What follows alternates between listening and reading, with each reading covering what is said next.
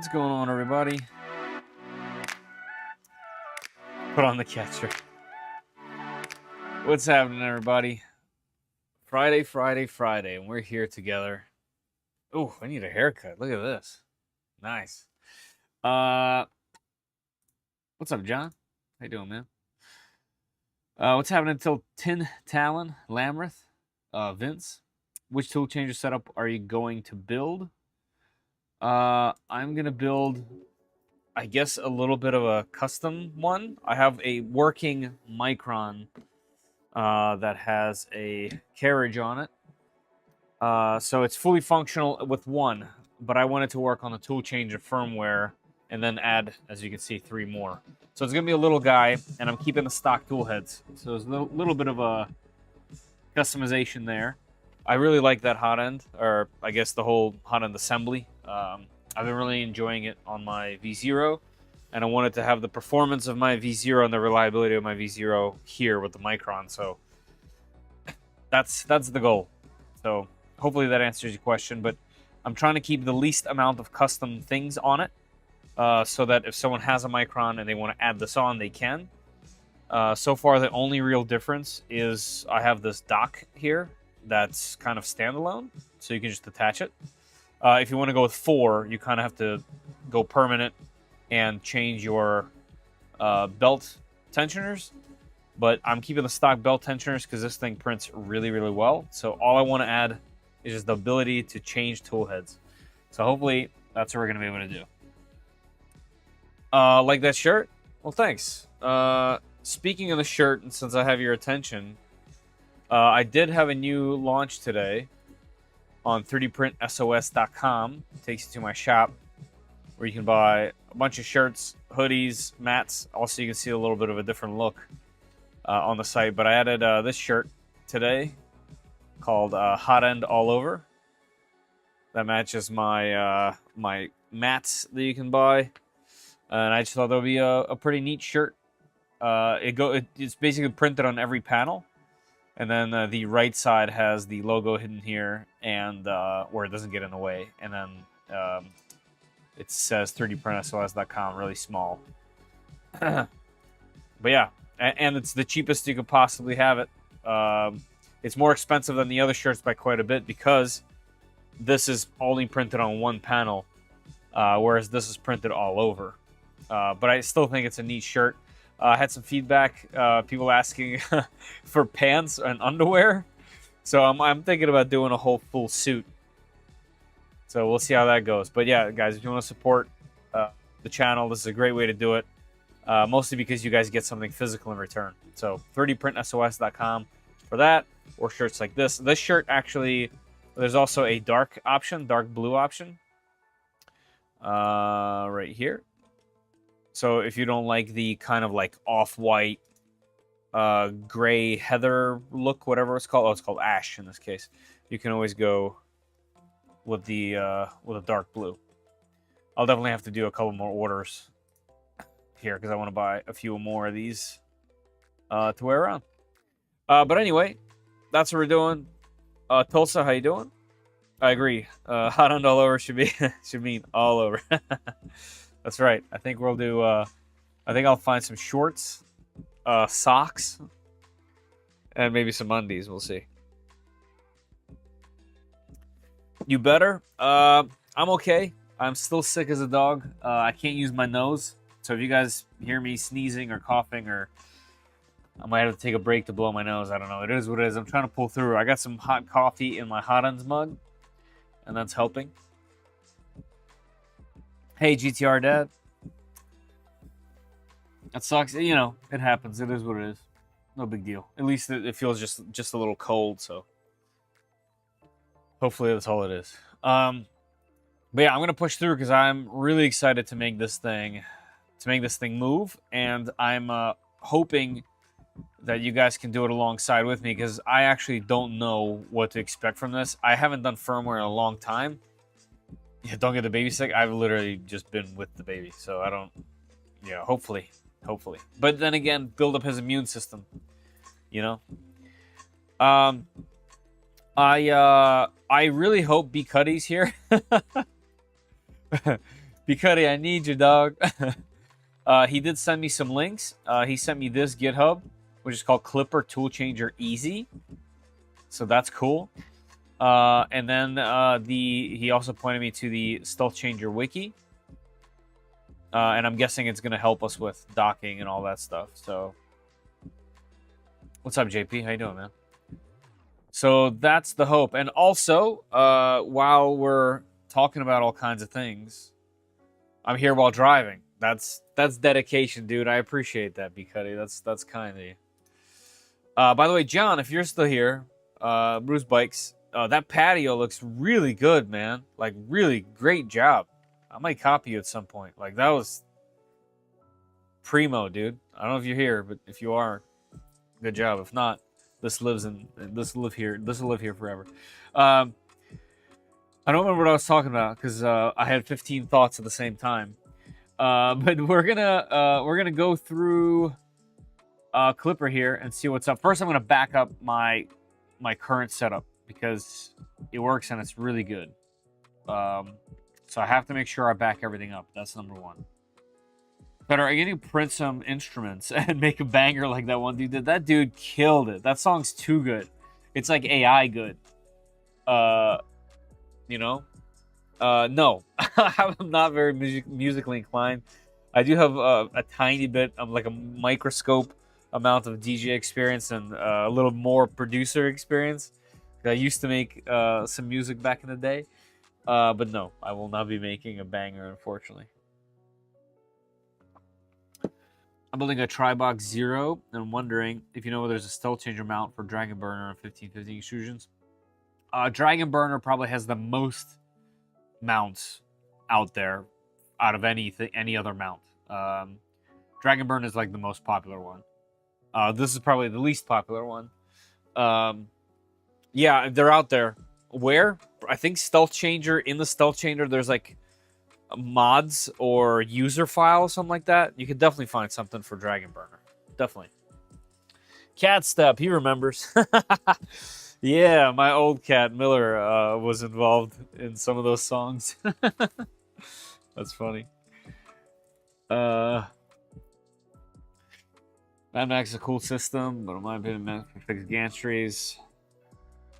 More so docks will take up more space than Toolchanger ones. Yep.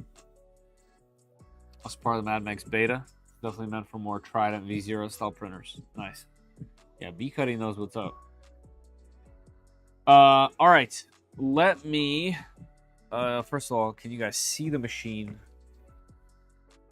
with the camera? So let me mess with the camera real quick. Make it so that the mounts aren't in the way. Let's do this. Okay. Let's boot this thing. I haven't booted it in a while. The last thing I did to this machine, while I guess it's booting, is on the back here. On the back, I added a splitter for all of the CAN bus wires. So there's one hardwired going into here, and there's space for up to 4 more. And I just ran one to this tool head to make sure it works, and everything works exactly as it should. So there should be pass-throughs and wires going up this way for each one, and when they're functioning, I will obviously sleeve them and make them look better. But that was the last thing I did, and I made sure that it was functioning, and it was.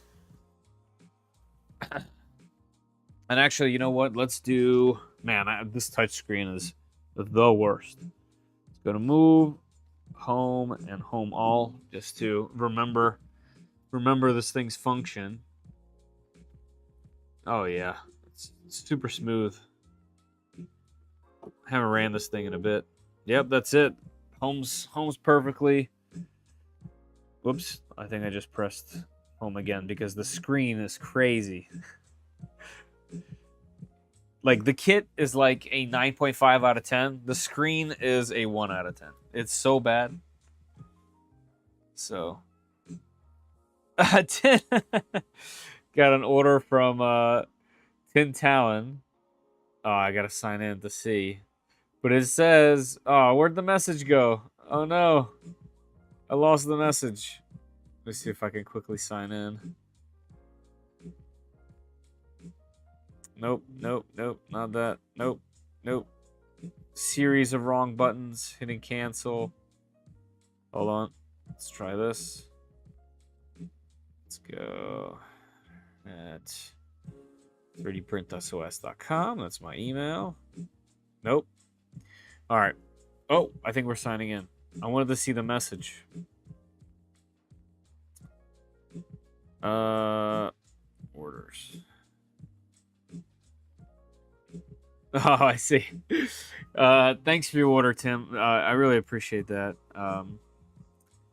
Let me know when you get the hot end all over pants, socks, and undies. Love it. Enjoy that mug, man. I appreciate it. I'll send you another message through the system. I love it. You have the full on outfit. It's ridiculous. Hey, Balint. From Hungary, huh? Cool. There's so many dad jokes I can make right now. Yeah, they're the worst screens. They're just there for funsy. Like, they're horrible. Feder, thoughts on more and more tool changes coming out? There's quite a few that's coming out via Kickstarter. I'm gonna have one of them coming here. Yeah, I mean, I honestly think it's a great direction. We'll see how companies fare with the complexity. Like, obviously, there's great ways to do it, but there's also bad ways to do it. And just like multicolor, regular multicolor like AMS units, there's good ways and bad ways to do that too. There's been good ones, there's been bad ones. So I'm really interested to see how everyone handles this. And that's kind of my favorite part of the whole channel, is trying to get as many machines to see how companies react to certain things in the market and how they handle these situations. I think that's the most fun for me. So yeah, I'm really excited about all of them.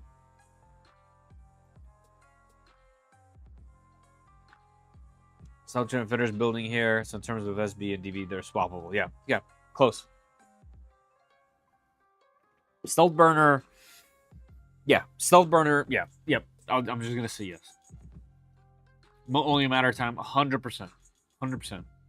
Only a matter of time. Everyone's gonna have. Okay, so let's do this. This thing should be on. I don't actually think I've had this on my new Wi-Fi. So let's make sure this thing's on the network. Actually, no, it has to be. Yeah, it is. So this one is 63. All right, let's go here. 192. This is 63. All right. Oh, yeah, look at that. I even color matched the buttons in here to the build itself. Wow, fancy pants. You know? Okay, let's go to configuration, and I want the whole thing backed up. So give me the whole zip,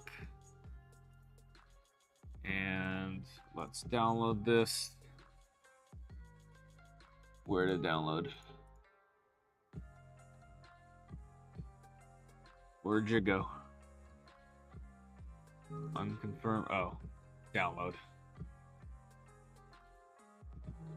I want to make sure that I name this correctly so that I don't forget it. This is our Micron free Toolchanger clipper. And let me make sure we have everything in here. Yeah, fluid. Yep, okay. Yeah, should be good. Okay. All right, so that's good. That's what I want. I want to just 100% make sure that we are backed up. All right, let's go through the firmware. I don't even remember how to do this portion. Am I going to have to SSH into the machine? I believe so. But like, I legitimately do not remember. The purpose is yet another fork of the Clipper Tool, I can't say this word. Clipper Toolchanger repos to attempt to simplify the installation for Toolchanger users. The repo combines the configuration, macros, and Python into a single repo. It also outlines patterns for overriding configuration to ease installation and allow easier updates. Interesting. Is your build volume 180? Yes, this is a 180. Although with the tool changers here, it is going to cut it down quite a bit up top here. So it will look kind of like a boot. We'll figure that out later. I don't mind losing space to this particular tool changer. This is not meant to be a large-scale tool changer. It is meant to print mostly somewhat flat parts in multicolor without waste. That's what I want this for. Okay, let's see. All documentation for Toolchanger still applies. Okay, good. This assumes you have a working printer and configuration. I do. You probably need to SSH to the firmware on all the EBB30s to get their IDs and get them prepped for Clipper. That's true. That's true. But I'll do all of the other EBBs later. The main one that I want to do is this one, the one that's on there now. I only have one other tool head put together, but it's still not wired up. It's just everything's together and assembled. So I figured, why would I spend that time? If I can't get this thing running with one, that's going to be a nightmare anyway. So I want to get it running with one, and then we'll do a stream where I build the two tool heads, and then we'll get this thing running. So.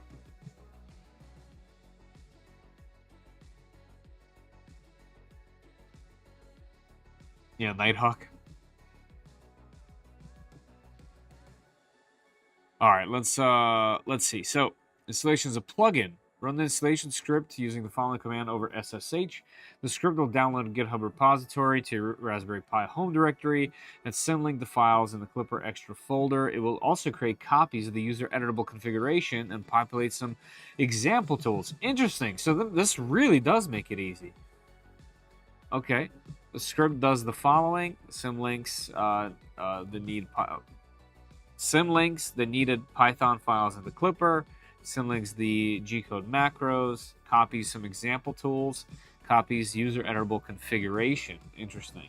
Running install sh multiple times, safe operation, provided you follow the instructions. Provided you follow the instructions below about configuration. Add the following to your printer CFG. Optional but recommended. Okay, so 1, 2, 3. Updates that add new files. Then we'll run it. Okay, very basic configuration. All right, so let's just start at the top, right? And I'll be able to reference what we have now to keep going. Cool, we'll do it. What's up, LTX? All right, B Cuddy, I'm gonna just get started, dude. Right? Like, I wish I had something with me here. That's actually, don't I have all kinds of tools right here that I can use? What's not gonna ruin it? This Allen key. All right. Let's SSH into this thing. Let's get the terminal app. Let's make this thing larger so everyone can see it, including you guys. And then we need to SSH into this, right? Looks like I was doing all kinds of stuff. So this one is Micron is 63. So it looks like I recently went into there for whatever reason. It would be cool to know. It's BQ, right? For this? Yeah, it's gotta be. All right, so we're in there pretty easily. That's nice. All right, we did a backup of everything. All right, let's just go for it. Let's see what happens. We'll troubleshoot as we go. All right, restarting Clipper. We're to install script, Clipper source found, download repository, cloning. Okay, it was done. Pack reused. Receiving, download complete, linking extension to Clipper. linking config to Clipper, post install, restarting Clipper. All right, so everything went well there. Now we're just waiting for the printer to come back online. Looks like we're back online. Any errors? No, no errors. All right, this is good stuff. This is good so far.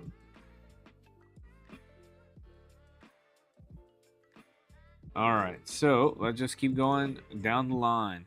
Add the following to your printer CFG.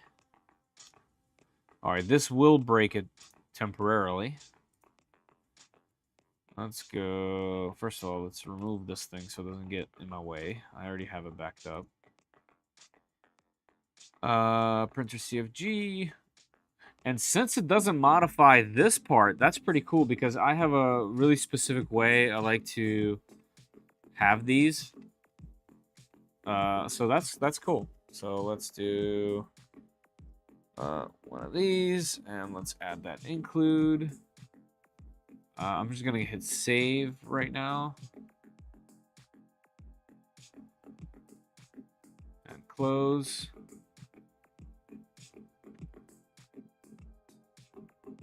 Where was it trying to... Oh, let me go back. What was it trying to include? Stealth Changer, Toolchanger, include. Okay. So that would go into Stealth Changer, Toolchanger, include. Interesting. What's in here? Okay, so it's just including everything else in there. All right. Weird, but okay. I would have liked to have that in the main file, but that's all right. I get it. All right. What's next? Optional but recommended. Add the following to your Moonraker for to enable automatic updates, of course. Let's throw that in. So we'll go back. Let's go to Moonraker and add this to the bottom.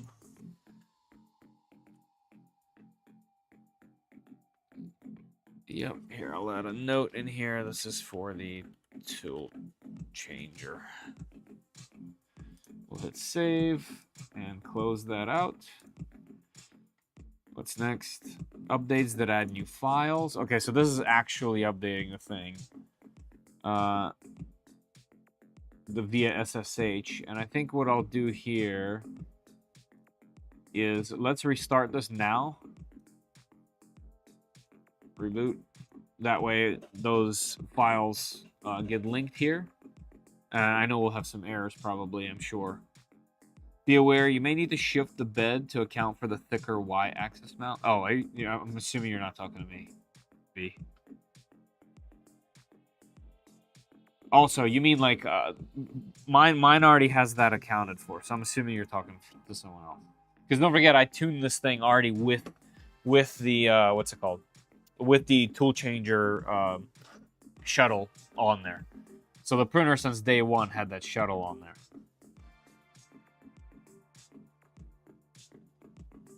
All right, I figured, B. I'm sorry, man. I'm over here reading. Clipper has encountered an error, of course. Can we see it on here? Obviously, it's missing all those files, so... during connect, module extras, probe, no attribute. Right, of course. Okay, I don't think I'll leave it open, it looks like. Yeah, internal, yeah, okay. Has no attributes. Well, that's because we still have a bunch of things to do. Okay. All right, let's keep going. So now we're going to install the actual stuff. So let's do that. We're going to have to reconnect to it because we restarted it, right? So let's do that. BQ is the password. Here, I'll move this up, guys. Here, let me do this. Let me make this window just a bit smaller so that I can tuck this in just right there. So in case I need to switch to it quickly, I can just click there. Let's go ahead. Let's install that. Oh, that was easy. And we're restarting Clipper again. Okay. Very basic configuration. At a minimum, you will need to set a dock position for each tool in the Stealth Changer Tools TX CFG. Look through the Toolchanger config and configure the following. Homing override config. if used. If not, then comment it out in the Toolchanger include. Homing override config. I don't know. Calibration switch. If using a calibration probe, set its position here. Also update tools calibrate. I'm not using switch calibrate. I don't have a switch. I'm actually not sure how I'm going to calibrate it at all. Once things are working well, you should uncomment the delayed G-code startup block so that the initialized Toolchanger is available when Clipper starts. Tool configs must be named TX CFG, T0 CFG, T1 CFG, etc. Okay. Follow the example in the example TO config and example T1 config. The main difference between the tools is that T0 has a Z offset and the other tools will not, right? T1 and up will have G-code offsets set and T0 will not. Other than that, the configuration between T0 and other tools is very similar. Okay. When starting up, you will need a tool on the shuttle or Clipper will shut down. You should always home, quad gantry level, and bed mesh with T0. Highly recommend that you do not edit the files in... Okay, no problem. You'll need to modify the config. Something in those use Toolchanger config. Okay. File to override the macro setting. Okay, cool. So we'll go there first. Edit your existing print start macro to have the following. Okay, we're not anywhere near print start yet, so there's no need to go any further there. All right, so let's start at the top.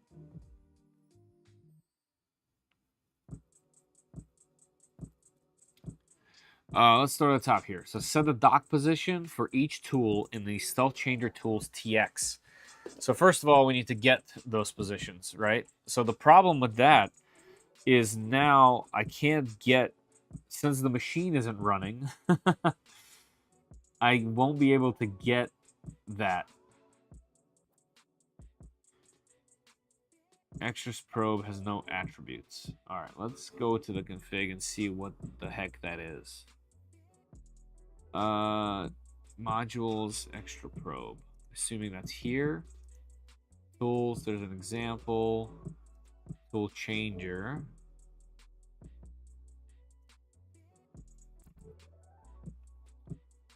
Toolchanger config.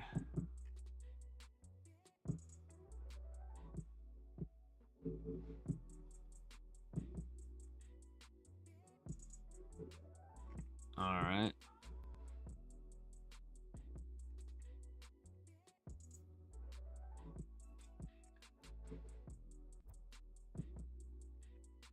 So I do need to make a T0.cfg from what I understand.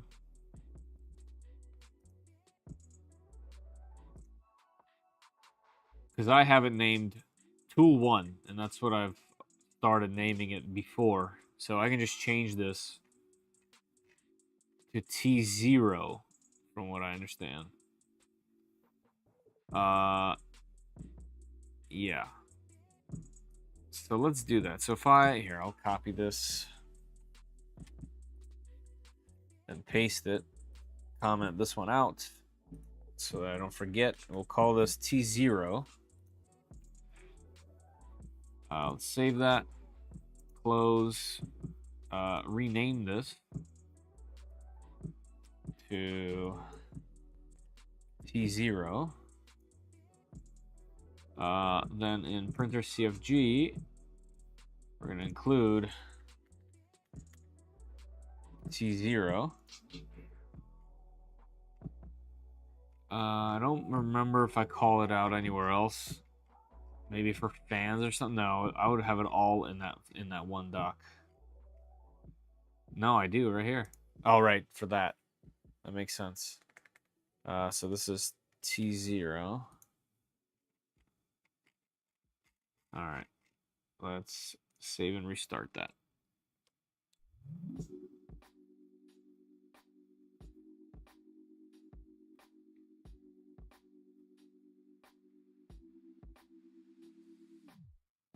Hey, Martin, what's going on, man? How you doing? Unknown pin chip name Tool 1. Okay, so I still have Tool 1 somewhere. Where would that be? In macros, maybe? Or in sensorless. Wait, it tells me, doesn't it? Oh, I thought it would tell me. Okay, where would that be? Probably in sensorless. Let's try. Because I had the tool 1 set everywhere.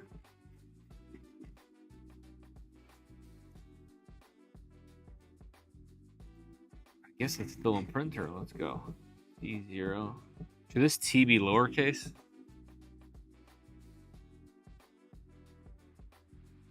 Let's go slower so I don't skip over it. Oh, right, the pins. I wouldn't think there's any toolhead stuff in here, though. Oh, even crazier. It's probably inside of here. Yeah. Here we go. So this is T0. T0. T0. Yep.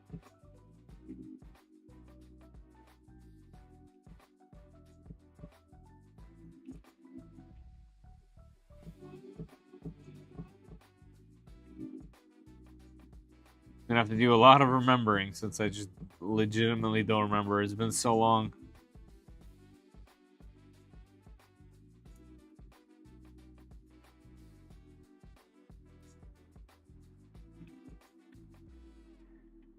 Okay. All good so far. And temperature sensor T0.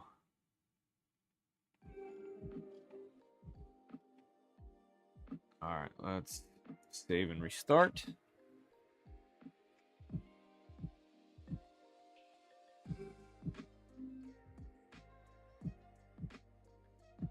Did this come back, or is this still the old one? Unknown pin chip name tool 1. Alright, so we missed one somewhere probably. Let's see.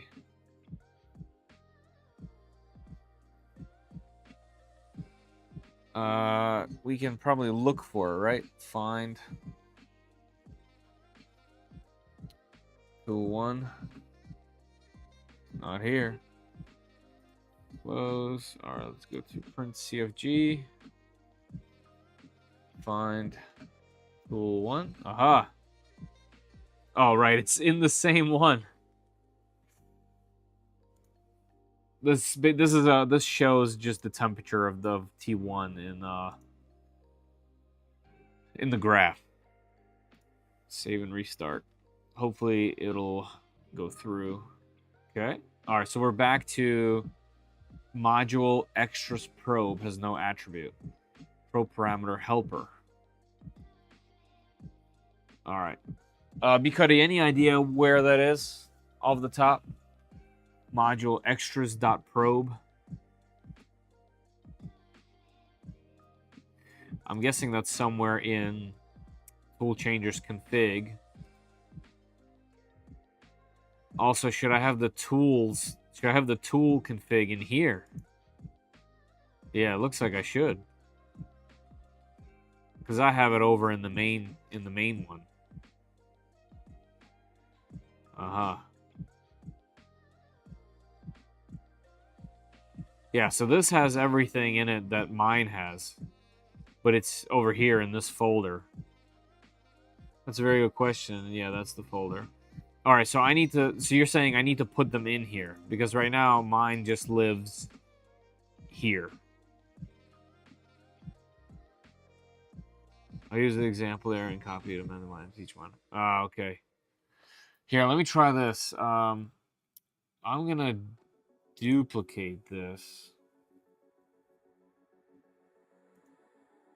All right, it won't let me. Can I just drag here? Stealth changer. Oh, I can. I'll just drag it into tools, right? And then stealth changer tools. All right, so in here, in the include, I'll change this to stealth changer tools, like that. And this should technically restart and give me the same thing. Okay, that's good actually. Yep, the folder's organized. Okay. Alright, so that's step one. Tools.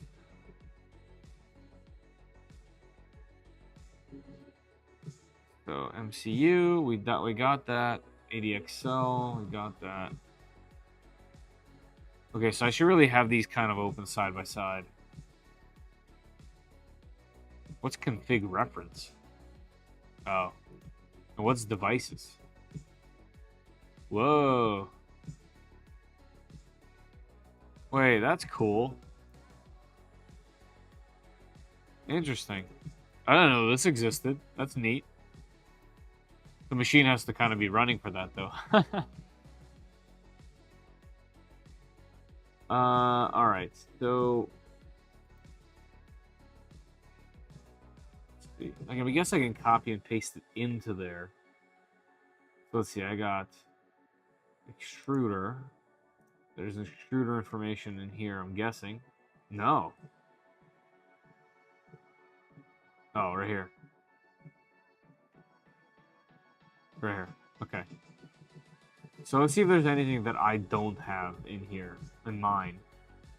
The fan stuff. The fans definitely have to work because they've already been, it's been working without that. Decode macro TO. Aha, I don't have this stuff.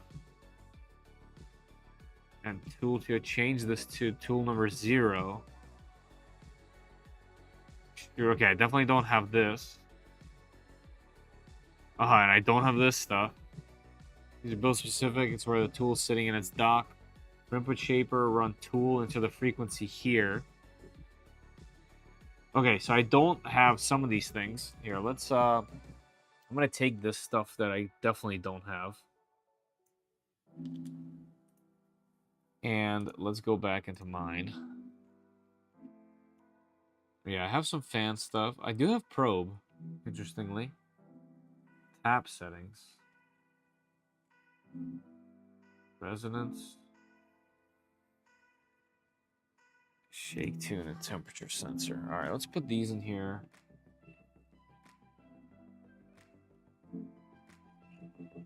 Tool 0. G-code macro 0. Alright, let me just check that I don't have that again. So what's this one? This is probe. Was there probe here? Tool probe. That's different. Tool probe. There's a pin here.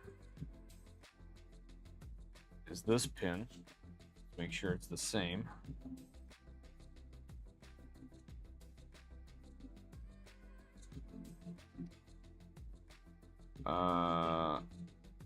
This. It's that.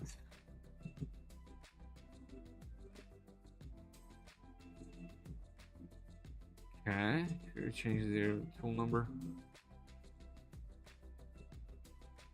Change T0 part fan tool number.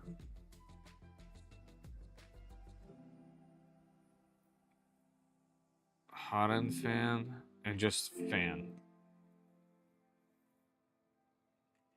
Okay, I think that's correct. I don't think it has to say part fan. This part is interesting. We have to figure that out, but I have to have a working machine for that to work. As far as input shaper goes, I guess I could pull... Let me save this. I guess I can pull the input shaper from the main one, right? Where I originally had it. Here, I believe. Because... this is where all the original Toolchanger stuff, not non-Toolchanger stuff was. All right, quad gantry, bed mesh, controller fans, probe, input shaper. All right, I'm gonna grab this stuff. Here, we'll grab this. Oh, there's the offset too. Let's go back to Toolchanger tools, T0, and then in this input shaper, make sure we have, okay, MZV. So I'll just change these numbers. So 70.8 was what I had. And this one is 2 hump. And 73.8. Now we can kill that. So that's what was measured previously. All right. Hey, Kenneth, what's going on? Hey, Nico, what's up? What's up? It's a can type of night. Something like that. Hopefully, I can get this thing to work. That would be tremendous. Better, are you adding another head to the Micron, or are you just updating configs? I want to add 3 more tool heads to the Micron, but I want it to be working on this firmware with 1. I want the single to dock. I want the machine to pick it up, all of that stuff. I want 1 to be fully functional and printing. And then I will add another one, and then I will add another one, so that we have 3 total. That's the goal. And I'm just gonna have to kind of shimmy on through this thing, because I'm kind of going in completely blind. Pin PB6 used multiple times in config. All right, where did I use PB6? Okay, here's PB6. Tool_probe. I think that means I have to remove the old one that says probe. Yeah, this. I gotta remove this. That also means I should take this tap setting stuff and have it here underneath. Nope, have it tool probe. Oh, that's here. So 0, 0, speed 10. Oh, okay. So this is I don't even need anything here. And in fact, the speed is a little slower, which is fine. All right, let's see if that'll get us further. We're gonna chip away. All right, now we're back to the modules extra thing. Okay, so I think we did that correctly. I saw my first cartographer earlier today. Okay, not too bad on this B combo V2 and all. Nice. Okay, good to know. Cartographer is something I've never had. I have the other one, the one that has to use a USB, but haven't installed that either. First time ever. I have 2 3D printers going at once. Nice. Is entirely Feder and B Cuddy's fault. Couple of enablers. it only gets worse from here, man. That's funny. That's exciting. Bontech needs to release their Toolchanger kit already. That one video where we have it on the V0 looks wild. Yeah. They're definitely onto something with that one. That's gonna be a pretty popular kit. I think some people thought it was a whole machine. And there's a bunch of cool machines coming too. All right. Anybody know where the heck extras.probe is? Let me see if I can Google this. Toolchanger, modules pro. Okay, here we go. Someone else is having the same problem. Using tap. I don't want Toolchanger to detect my head mount. Okay, I don't know anything about that. All I know is that we have the same error.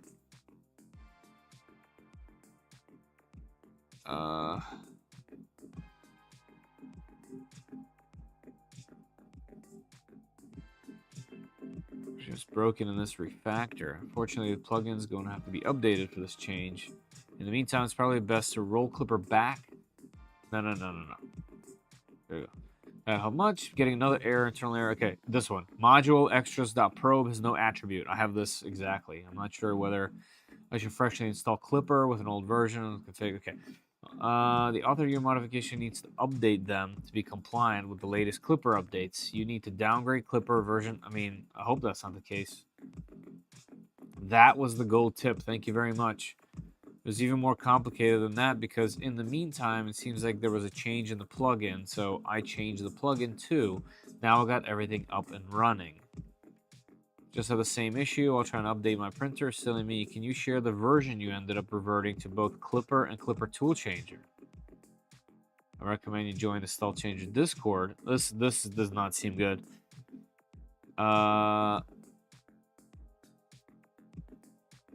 If you're using Vase Turs, I can never say that name, Clipper Toolchanger, make sure Clipper V.0.13-35, Clipper Toolchanger 000-134. These are the versions you need. Here's how it's done. And it was closed. Okay, so so it seems as though this is the problem.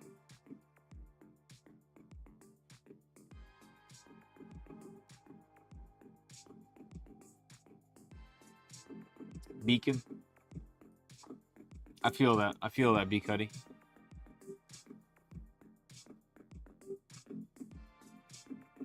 Okay. So how to downgrade? Interesting. All right, let's reconnect into. Whoops, I did not mean to press that button. Now we're restarting again. You're using a newer plugin. That was an issue when I installed, but my version was fine as long as everything is updated. I definitely didn't update Clipper. So what I'll do is run Kia and see if I can update Clipper. And Kia, I can never remember, one, how it's spelled, and two, how to open it. So I always I always have to get the command from the website. I can literally never remember. Okay, copy this. Let's see what version this thing is telling me. Should be back. Yep, we're back. Okay, so let's get into Kia. Do you want to update? Yes, I do. Update complete. That was fast. Wow, this thing's running fast for whatever reason. So, it was completely written from the ground up. It's based on Python 3.0, many improvements. Would you like to try out Kia V6? I do, actually. Let's say yes. Whoops. I was supposed to hit 1.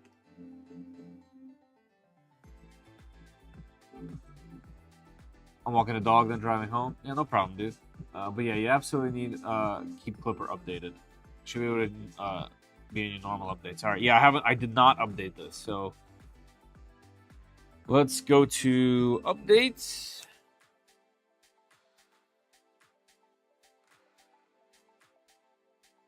I don't know what I pressed. What did I press? I pressed update. Now we're doing this. Uh-oh. Okay, we made it in there anyway. So I'm just going to update all. There are 146 updates available. That's fun. Yeah, let's update all and pray for the best. Let's go. Warning, do not continue ongoing prints running. I don't have any prints running. We're going to hit yes. Let's roll. Heads up, do not update Kia on any devices on MKS hardware. The Linux distro uses old Python and newest Kia is incompatible. That's good because I just did that. Oh, on MKS hardware. Okay, good. This is BQ. All right, good. MKS. Good to know. That's hilarious.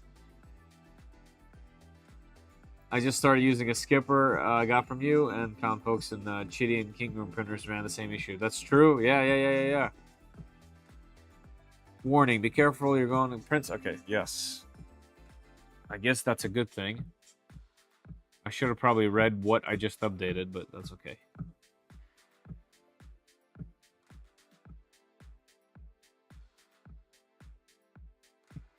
SSH is so cool. It makes you feel like you're like hacking into something. I'm like hacking into the mainframe with this 3D printer. Like it makes you sound like you're smarter than you actually are. Meanwhile, we're just copying and pasting things we know nothing about. Or is that just me? You guys probably know. I don't. I have no idea what I'm doing.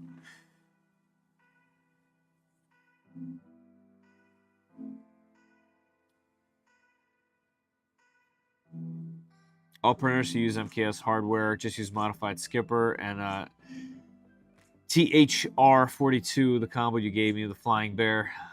I'm using it now on the Rook. Yeah, it's actually a solid combo. Like that combo was great. I don't even think it's that outdated, to be honest. Still,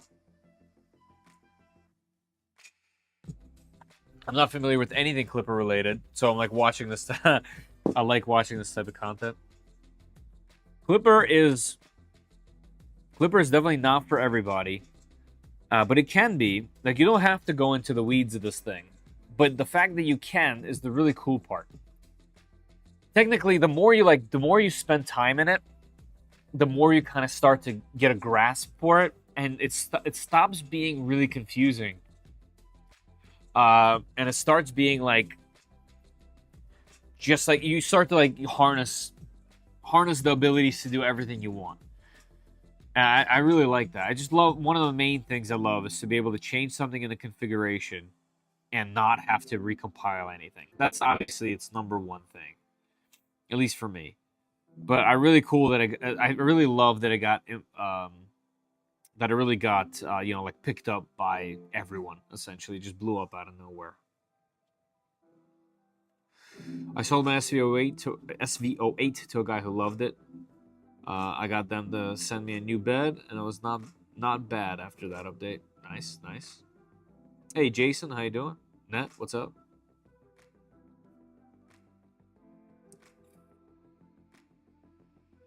We're just hacking into the mainframe.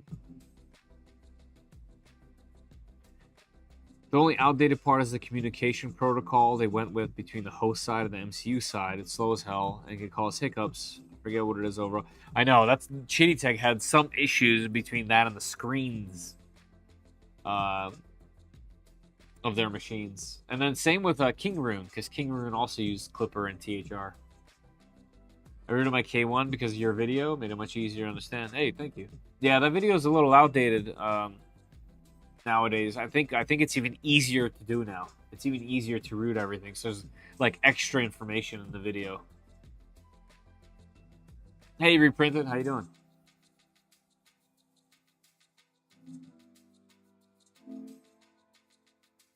I'm just hacking into the Matrix. I really need to make my terminal green instead of white. I wonder if I can do that like now. I can enter full screen. Show colors. Oh, here we go. What's this gonna do? No, that doesn't do anything. I know there's a way to completely customize the way that this thing looks. Because I've done it. Oh, yeah, here we go.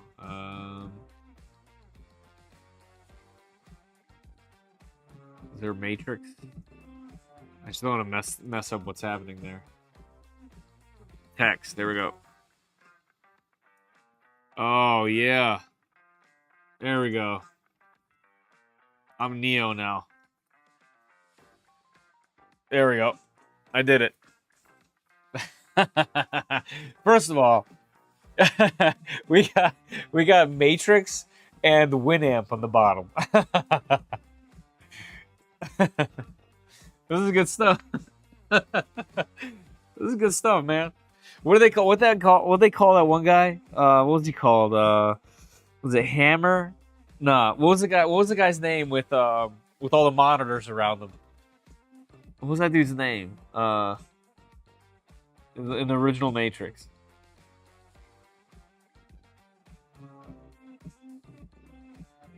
You guys remember? Oh, what the heck was his name? Oh, we're gonna have to look this up. Guy in Matrix with all the monitors. What am such a Russian thing? Dozer. Lamworth knows. No, this isn't the guy I was talking about. I'm talking about this guy. Yeah, right? Yeah, this dude. This guy. That's me right now. Dozer Matrix. With the Z? There's like this one famous photo of him with like looking at all the different screens from like the back view. That's hilarious.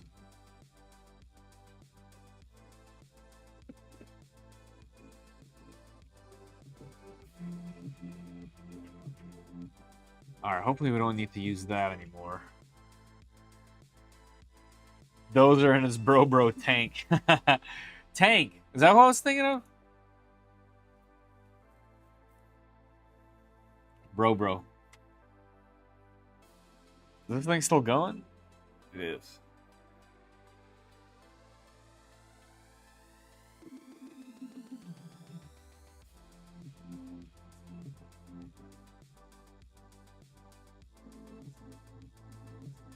Let's get to the very tippity top right there. Up a little bit. And right there.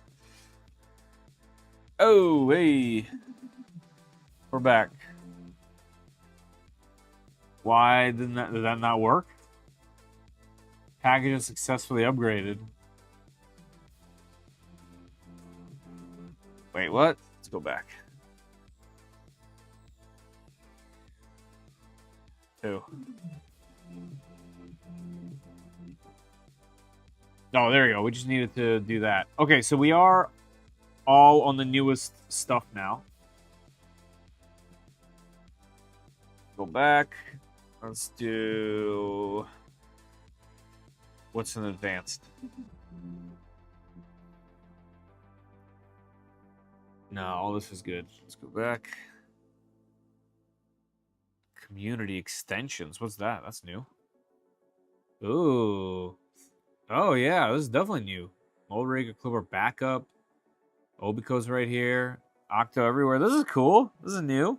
I haven't seen this. I don't know what Simply Print is. What's Spoolman? Oh, that's the thing that lets you keep track of all your spools everywhere. All your filament. The green text is wild. I'm loving it, dude. Hey, just another 3 print guy. What's up? You're up to date on all. Yep. All right, so let's quit this. And let's... does reboot work? I don't remember. It does. Okay, let's reboot this thing.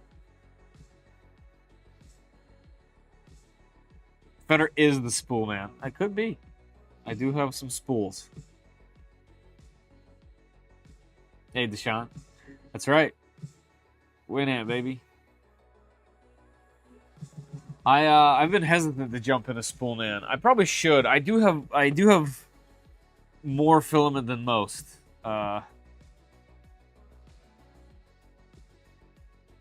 Will definitely be useful for you to do. Yeah, I can imagine. I do have, and what's funny is whenever I do need to print something specifically, sometimes I just can't find it in all the tubs and whatnot, and I just end up buying it. And then later I'll find it in one of my machines because I fill my machines with it too. 20 rolls in and realizing how far I have to go. Yeah, it's gonna be a lot. I have way more than 20 rolls. All right, so let's see where this thing connects to. Okay, we have another error called M106. That's different. We're getting closer. G-code command M106 already registered. All right, so let's see. Let's search that. Because what is that? At least we don't have the other problem.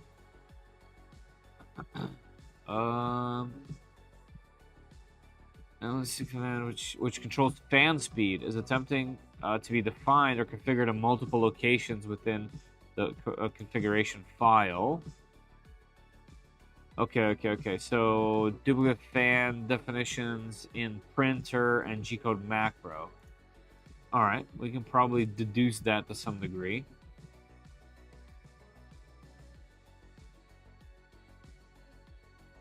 Convince me to stick with the same brands. Oh, yeah, I'm sure. Because you don't have to fill in the brands every time.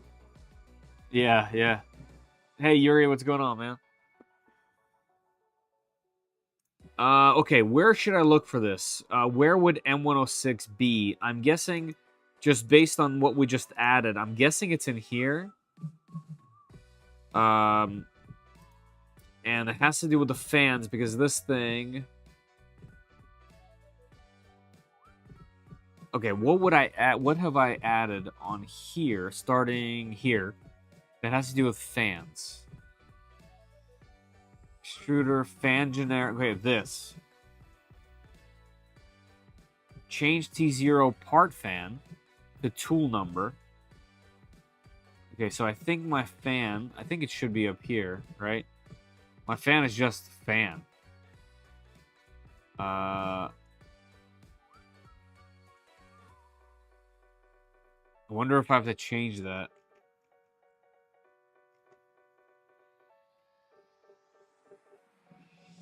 I wonder if I have to change this to just fan.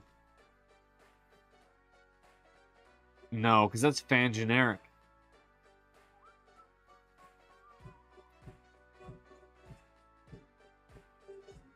Anywhere else has anything to do with fans?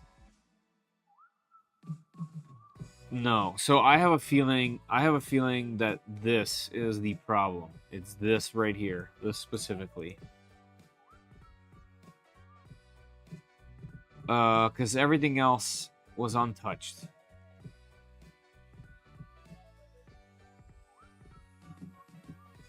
Let's do tool number 0. Extruder is extruder.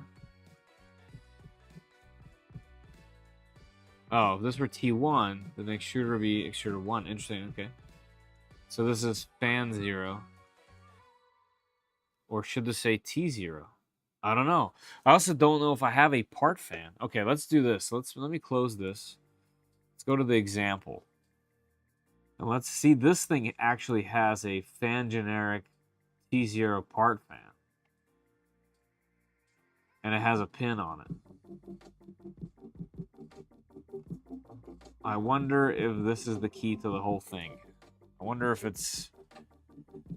This is the problem.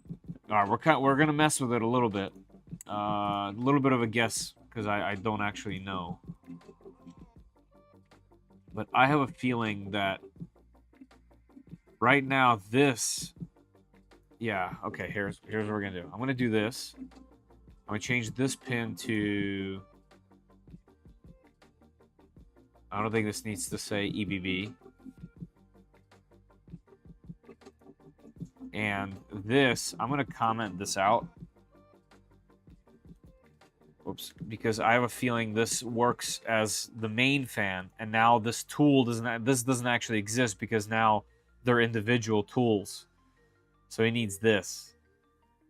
So let's see if that's it. Definitely a guess. Okay, we moved on now. Option activate G code is not valid section in heater fan, hot end fan. Heater fan, hot end fan. Heater fan, hot end fan is this now. Okay, so we passed this part. All right, what's it say? Option activate G code is not valid in section heater fan, hot end fan. Is there a section like that here? Heater fan, H0 hot end fan. Aha, so I need to add a T0. So I need to add T0 to that. So this needs to say T0, whoops, T0 underscore. I bet this will work now, so let's do that. What's the current error? Because, yeah, there are lots of aliases in there. They need to be defined properly. Yeah. Oh, nope. Okay, so that didn't help. Activate underscore G code is not valid in section heater fan, T0 hot end fan. Activate underscore G code. Oh, this. This is leftover from something else that I had. This is unrelated. This is unrelated. Temperature target is already. The nozzle's still too hot. This needs to be... Okay, I need to look this up in my backups. What was this to? Alright, let me see. This would be in Tool 1. I must have not moved it to the right spot. Here, let's open this. So where is this section here? Right here. Oh, it's under tap settings, under probe. That's where it needs to be. Okay. So that's my fault. That's my fault entirely. All right, so this needs to move under probe. That shouldn't be there. That's why that's throwing a little hissy fit. So let's find probe. Tool underscore probe. So technically that should be here. I have a feeling this is going to also throw an error. Oh, right here. Activate G code. Yeah. Okay, so I'm going to comment this and this out. And we will figure this out in a second. Tap, probe, activate, heater, extruder. I guess I can leave that open. And remove that. All right, let's see what this does, and we'll go from here. That error was my fault. Yep, yeah, that's right. That's what it was. Okay, now we're on to a new one. Unable to parse option samples underscore tolerance retries in section tool underscore probe TO. Unable to parse option samples underscore tolerance retries under tool probe. All right, tool probe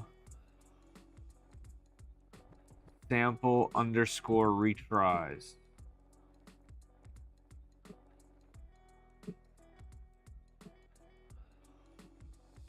Wait, what? Why did I uncomment that? Okay, that should be correct.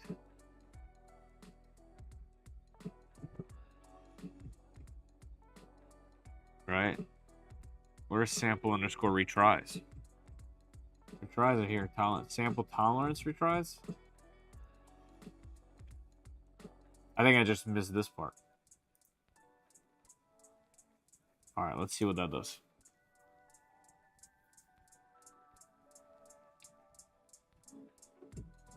All right, cool. We have a new error. This is all good. These are all good things.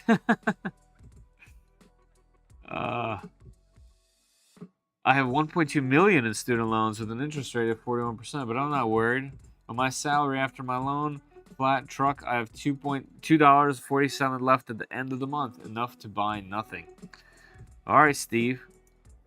You know what? At least you're alive. Always a bright side.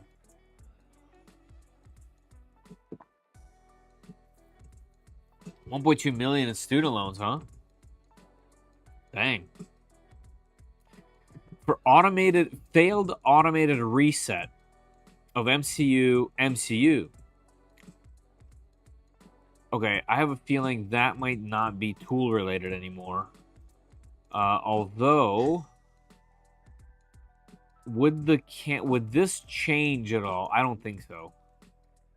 I guess we can test this, right? Oops.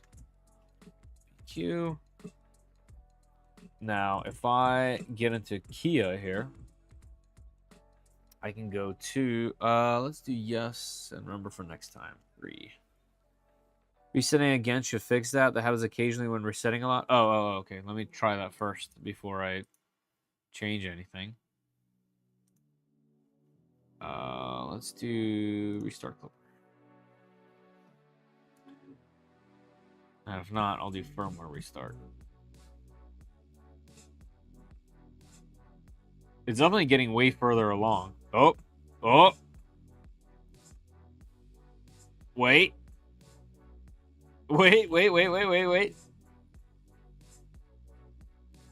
Are we running? Tool? Wait, what?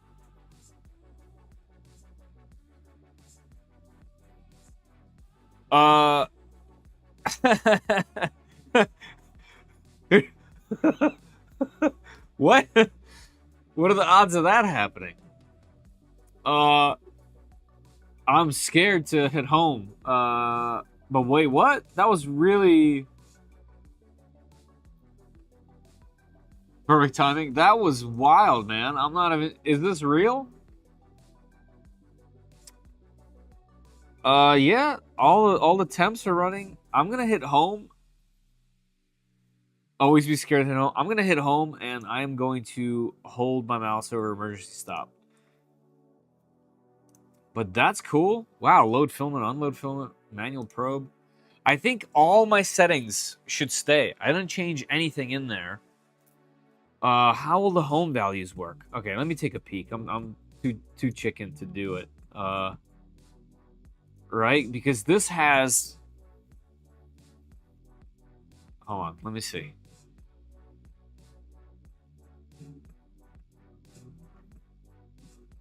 Also, so I don't get confused later, I'm going to remove fan.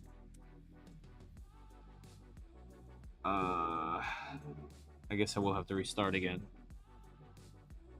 Shake tune is shake tune. That's all good. Temperature, okay, that's fine. G-code macro. Select tool, no problem. Tool number. All right, this part. This part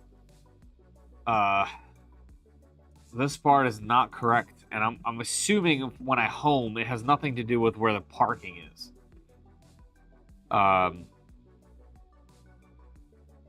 But unless it tries to go get the tool, no, it'll know that the tool's already on there.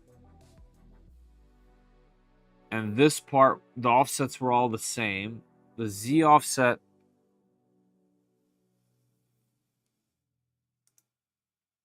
that's fine. Because it's with the actual thing itself, so that's fine.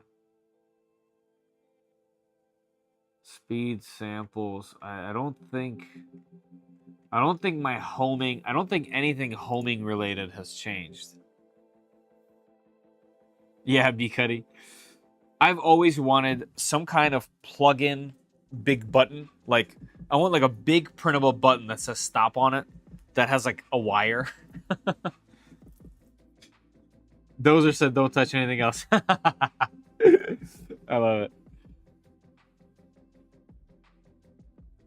So dock setting is where you use draft shots walkthrough to help. But yeah, mine home just the same after installation. All right, I'm excited. Let's go for it. Kind of cool. All right, I'll let's change to this view.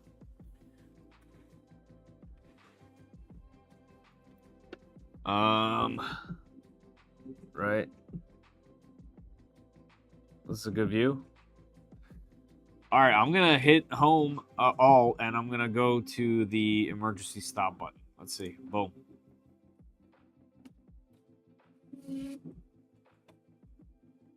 Wow. It did a different order than it did before. It did X. I mean, it did Y and then X. But that's almost too easy. What's going on? I'm not used to this.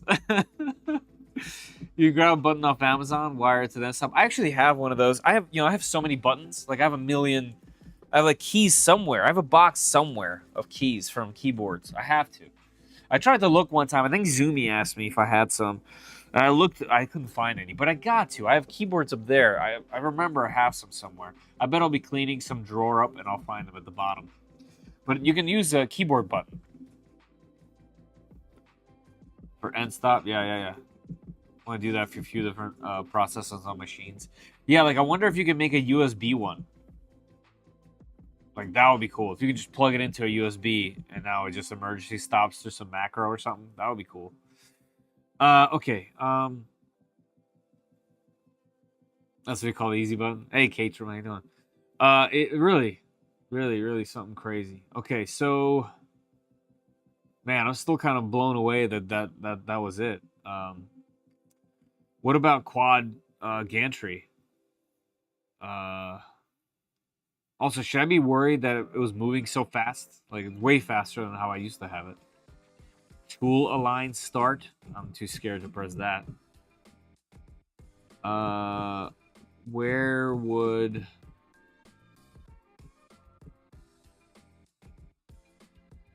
quad gantry be?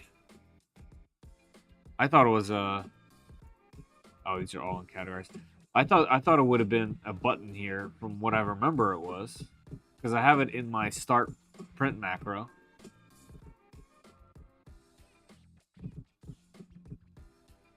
Right? Go up. Is macro? Yeah, my macros are separate. Bed mesh. So my G-code macro G29 is bed preheating, hot end preheating, homing, and then quad gantry leveling, bed mesh calibrate, and then save the default. So let's run that. So let's just run a G29. Oh, it looks like G-code G32 just does bed mesh. Oh, it just does quad gantry leveling. The only thing. Now let's do G29. Let's run the whole shebang. See what that does. You had it on one of the drop downs? Oh, I did? Oh yeah, right here. Do I hit it? Well, let's see if this macro works, because if it does, this would be more useful. G29. Let's see what it does. Alright, so it's heating the bed to 60. Man, I'm kind of blown away that it just functions like that. Very, very great job, Wellman. Great job. Set the dock position for each tool in this. Okay, so that's what we need to do next. So let it do this. This is more just I was kind of in shock and I did a thing too early. But as soon as that's done, we'll set the dock position, which should be fun. All right, we don't need this anymore. Hey, Beard, it's pretty close to party time.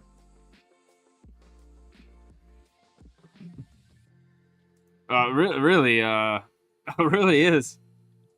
So I can technically say this thing is officially a tool changer. It'll be more official, like official, when we have this thing docking. And then I'm sure there's a macro where I can make it move, dock, because doesn't it have to do that like 100 times or something to wear itself in? Oh, we're moving already. Why are we moving already? Oh, it's already at 60 and hot enough? Holy moly. Yeah, that's the speed I'm used to this thing working. So it's giving 3 tries.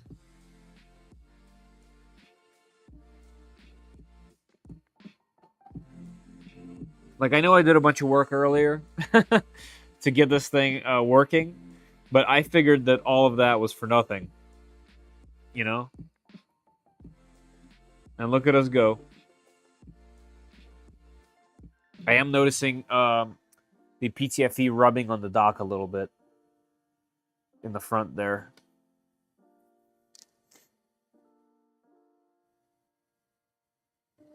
I'll probably have to set some limits to this thing, and we will probably lose the entire front of the build plate, or figure out a way to only have a certain amount below the docks.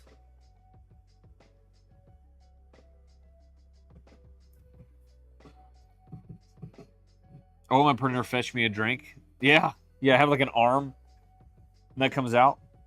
Have like a cooler on the back. Some kind of dispenser.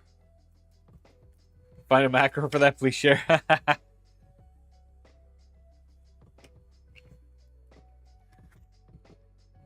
All right, how many of these are we doing here?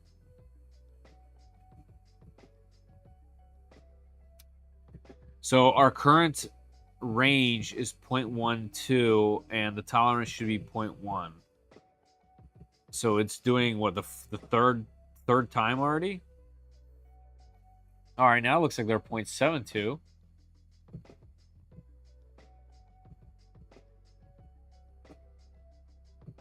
Let's see what this part is. 0.77.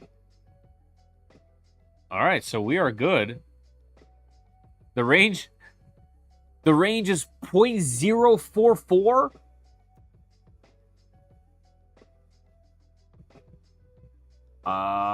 That's pretty unbelievable. That's so accurate, I can't even comprehend. All right, so what's it doing now? Oh, bed mesh. Right, is it just a 3x3 on this thing? Yeah, just a 3x3. No taco bed for Feder. No, this bed is flat. 0.04 though. That's almost fake. Hey, Petty. How you doing, man?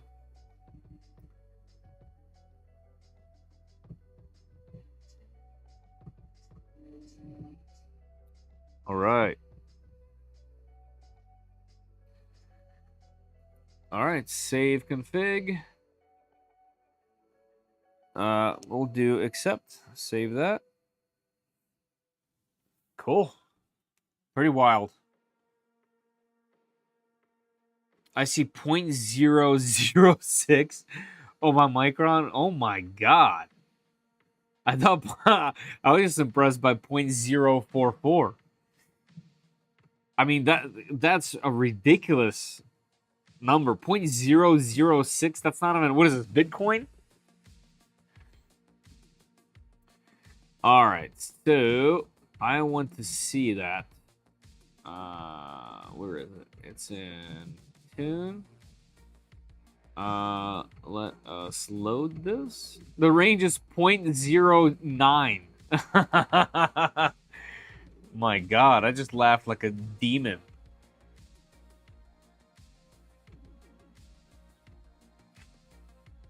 .09.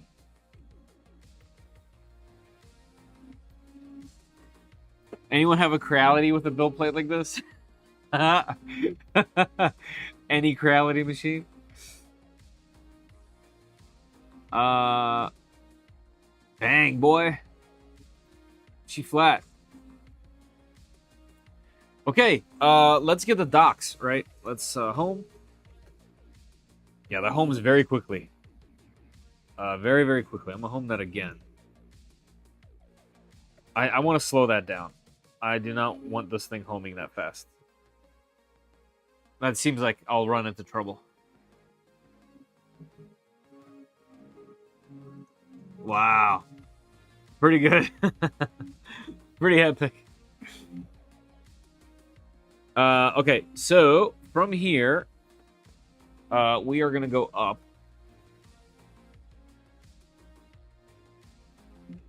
Whoops, that's back. I don't want to go back. We need to go up. So let's use this for one. Or should I do middle? No, we'll just get confused. Let's do the one on the far left for 0.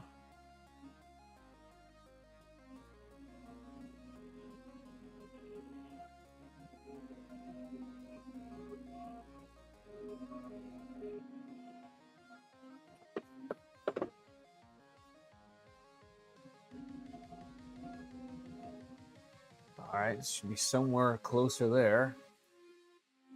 And then I'm gonna have to lean this thing towards me, guys, so I can actually see what I'm doing here.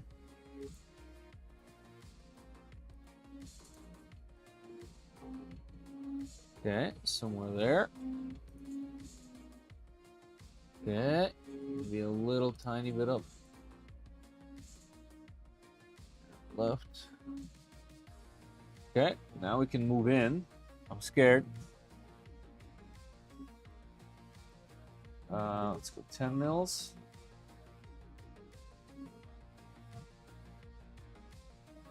Oh, we're almost docked. I can see that I need to let this go a little bit. There's like a little lip on the front. That's kind of like a catcher.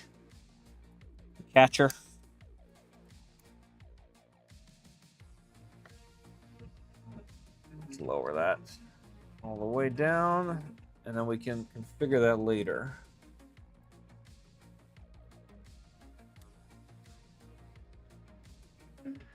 This is like clipping your boat dock to the back of the truck.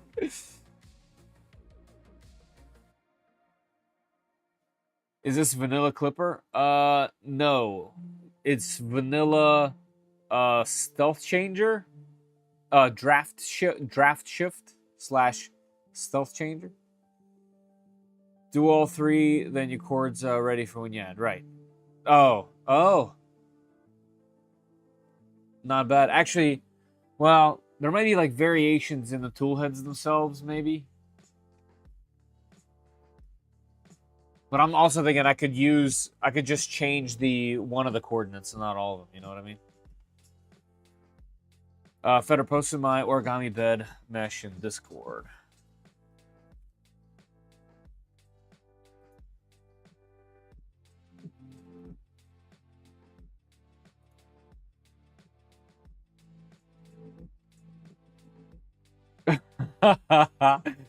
What? Wow. That's a beaut. Look at that. I've never seen that before. That's hilarious.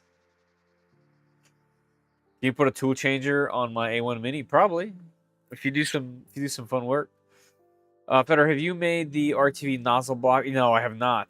If not, I can make you some because I need to make another for myself, and I need to see. We need to see each other. We do need to see each other soon. It's getting sooner and sooner too. Yeah, man, I would really appreciate it. I need 3.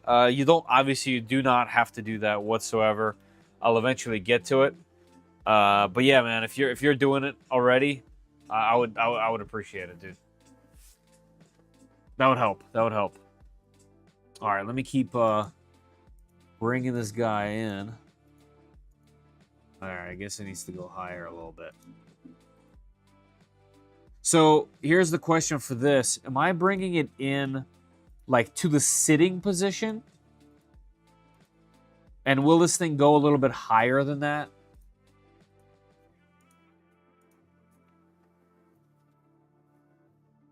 I'm sure you guys want to see this actually. Here, let's do this.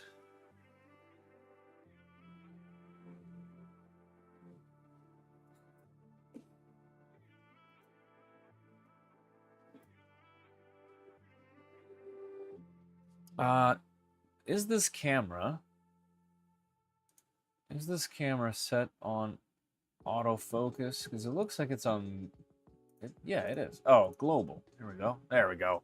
I was wondering why I wasn't focusing the past few times. Hey, there we go. It's super easy to make. Very few grams of filaments, and I have a lot of RTV because I used to make silicone socks out of it too. Oh, nice. Okay, cool. Can you switch with you? Yes. All right. So, how much closer can we get? We can get a little closer.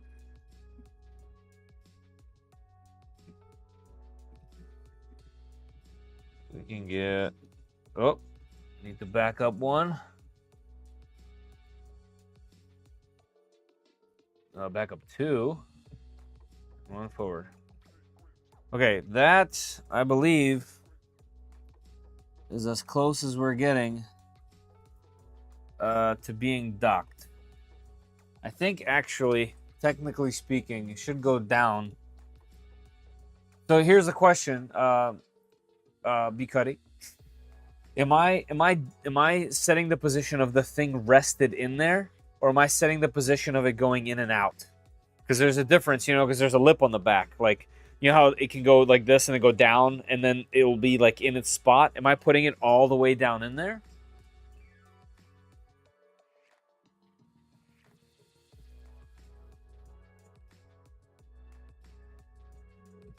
Do you know? Does anyone know? It doesn't have to be cut. It can be anybody. Because that's, I mean, that's pretty close. I forget off the top of my head, but the draft shift wiki answers. Oh, okay. I have that open. Installation, calibration, serials. I'm guessing that's in either configuration, spark cooling, offsets, dock positions. Here we go. The dock position, 2X and Y are pretty self-explanatory. Put the tool in the right spot for it to sit. However, the Z should be the point where 1 more millimeter down will untrigger the tap module. Oh. Oh. How would I know? How would I know if this will untap the... Do I keep going until I see the light change? Will that throw an error? Will I lose the coordinates?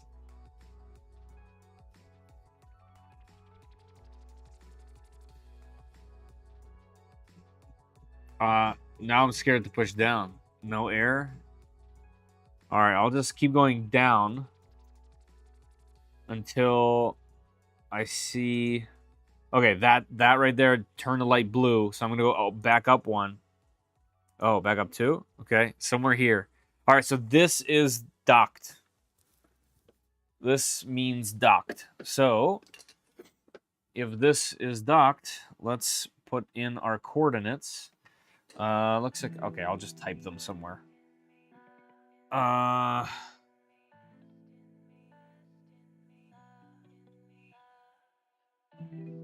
Okay. Where I never have utensils or the correct things that I need at my fingertips. Here we go. I have one of these notebooks. My camera just freaked out. Hey, camera. I'm right here. Where are you? Camera. Why don't you cool your jets? Come over here. All right. Here we go. We got X is 21.2. We got Y at 260. And we got Z at 171.83. No error, just triggering input. Okay. Oh, it seems like a pain, but maybe not. Do you have other heads as well? I can't remember. I have one other head almost finished, and I have all the parts to do the last one, but I want this thing to fully be functional with one tool head. Yeah, I'm pretty much ready. I just wanted to make sure before I invest the time in building the other two and setting them up that this thing is good to go. Because setting another tool head up after this is done is way more straightforward.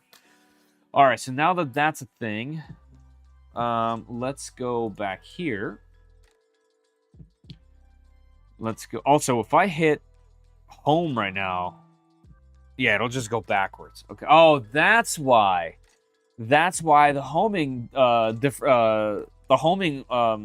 changed, because if it's in the dock, it wants to leave. It wants to move, because if it went to the right or left first, it would hit the other docks, the other configs. The other tools. Oh, that makes a lot more sense. That's why it doesn't do X. That's why it does Y first. Cool. Okay. All right, so this is in Toolchanger Tools T0. You're about to be where I am at. I have to finish crimping stuff for the next tool heads, but I have 2 out of 5 of my next tool heads ready. Nice. That's cool, man. That's cool. All right, we're going to go to here. Here we go. Parameters to park. X is not too far off. 2120. Y is 2.6. And Z is 171.83. All right, I'm going to hit save and restart on that.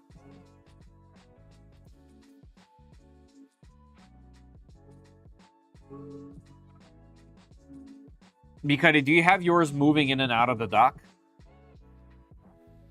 Because that's what I'm really interested at.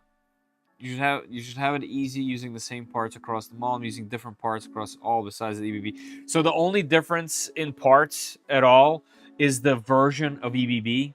I bought because after this, because this one is from the kit, and the additional ones that I bought were all from from BQ, and I think they're a different version. I think I have like version 2.2 or something right there, and the other ones are 2.1 or something. So once I configure one, the other one will be even easier. I'll put myself through this torture once I get that next round. It's really not so bad so far. Like, I'm really surprised how smooth this is all going.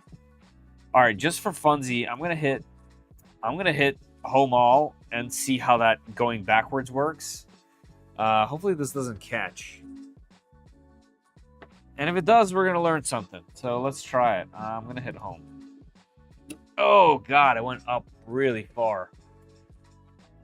That's scary. It definitely got caught on something. Oh well, still homed. Whoops.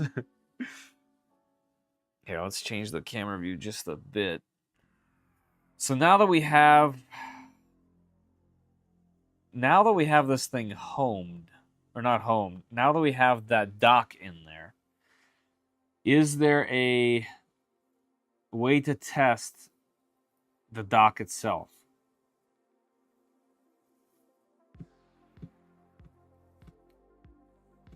Tool align done.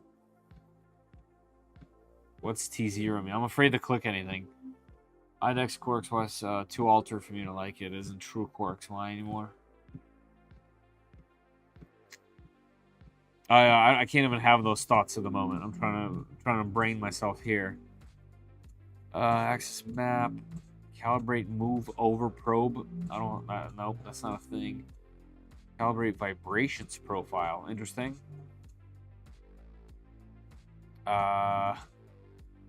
Override line purge, load filament. Start. Also, I do have to alter the print start based on that one dock, but I want to see how this works. So I'm guessing where this says T0 right now, there'll be more, and I'll be able to just click it and I'll just go and grab it. What's tool align done? I guess I need to look at the wiki, huh?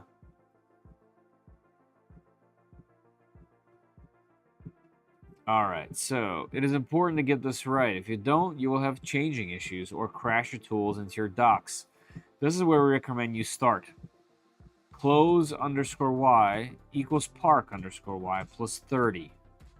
Safe Y plus park Y is the thickness of your thickest tool plus a little buffer. I.e., if you Y park position is negative 15, you close Y, your close Y should be 15. If your Y park position is 0, it should be 30. Safe Y should be slightly further out. I don't understand what any of that meant. All right, let me try to understand, comprehend this again.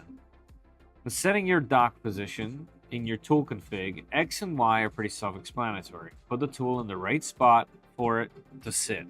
However, Z should be the point where 1 more millimeter down will untrigger the tap module. We did that. Now we got close Y and safe Y. Why is it Y, though?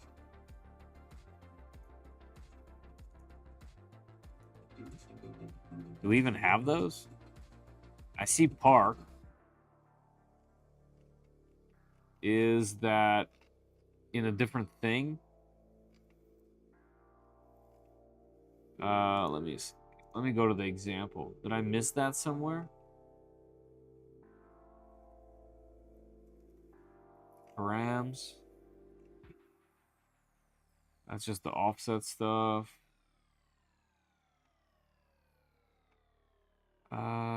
SPI. I actually don't see that anywhere in the examples. Let's go back. What about Toolchanger config?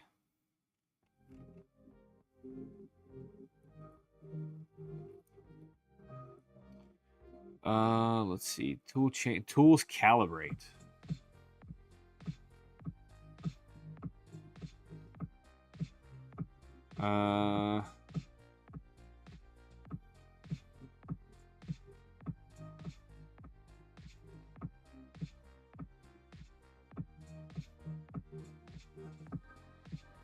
Yep, I'm definitely not sure.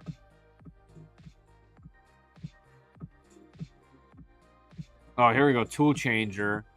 Params. Safe-wise 120. Params close 30.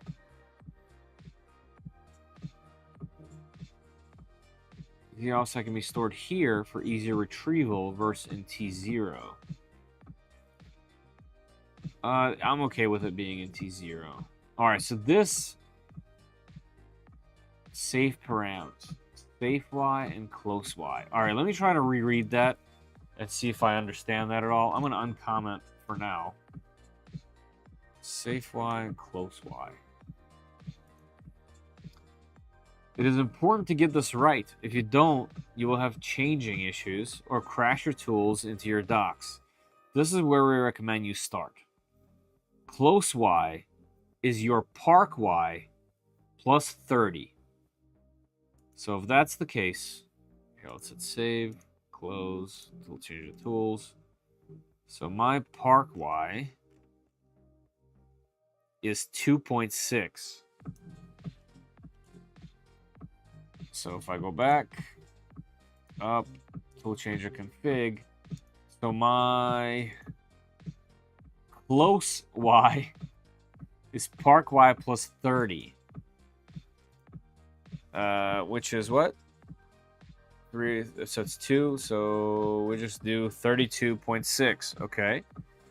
And then safe Y. Safe Y is park Y plus the thickness of your thickest tool plus a little buffer.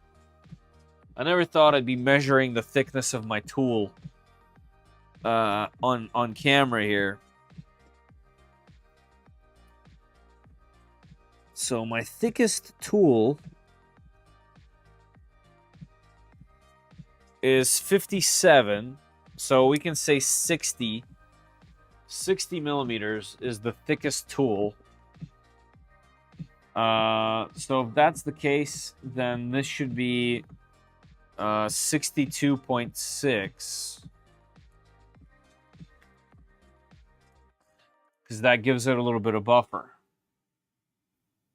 Params fast speed, 30,000. Go as fast as we can. Params path speed, 1800. Slower on the path. I have no idea what that means yet. All right, let me hit save on this, though. All right, so what's next? Docking path. The docking path can be confusing for people to understand. Let's try to dissect it. Take this path. Params SC path. Oh, my lord. When looking at this, hold on. Can you guys see this? You guys see what I'm looking at here? Look at this. Understand the movement in relative to park position. When dropping off a tool, it will go left to right. When picking up a tool, it will go right to left on movements. Let's say your park position is x20 minus 10, z240, and close is 20. When dropping off a tool, it will move up and start the sequence essentially at x20, y20, z240. Now add the first set of items. My brain is just saying no. I'm reading this, and it's just saying boo. Man, did it freeze with anyone? Oh man, might be you. I see 0% drop rate here. Hey Da Vinci, how you doing, man? There we go. I'm back. Oh, okay. I still have to go through this part. I think the easy tool changes stuff already has docking path set up. Oh man, I really hope so. Because Draft Shift dock stuff is a lot more manual and easy GitHub repo I sent you. Draft Shift is just working on making theirs easier to parse on normal setup. All right, cool. Yeah, like this is beyond what my brain can handle at the moment. I'm with you, buddy. It will then move to the close Y and X of the tool is picking up and run in reverse order. Shoo. Man. Okay, I'm gonna just hope that we're good to go there. And we'll figure that out. So let's go to the calibration. Okay, we did that.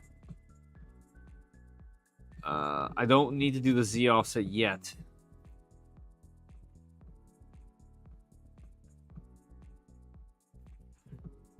TN is a tool I21, only home and probe with T0 during the calibration. G-code Z offset on tool 0 is always 0. Set your Z offset for all tools first. Okay, so when I have multiple tools, make sure T0 is on the shuttle and run initialize Toolchanger. Run G28, quad gantry level, run G28, run G1, Z10, F600. Okay, manually remove current tool and place the next tool in its place on the shuttle. Interesting. Do a manual paper test. Okay. Dock parking. This right here. Okay. Make sense of it. Get a second tool head wired up in. Yeah, it looks like you kind of should probably have a second tool head according to this. You need to have a bottle of NyQuil after stream. I will 100% be drinking NyQuil after the stream. Definitely. I had some last night. Apparently, my wife told me I was snoring. I gotta wake up early tomorrow, too. All right, let's see what where dock parking takes us. Close Y, params, park Y. Okay, I kind of did that. Thickest tool head plus 10. Then remove them from the tool. Wait, note. Set the params close Y to your highest params park Y plus 30. And set params safe Y to params close Y plus the thickness of your tool head plus 10.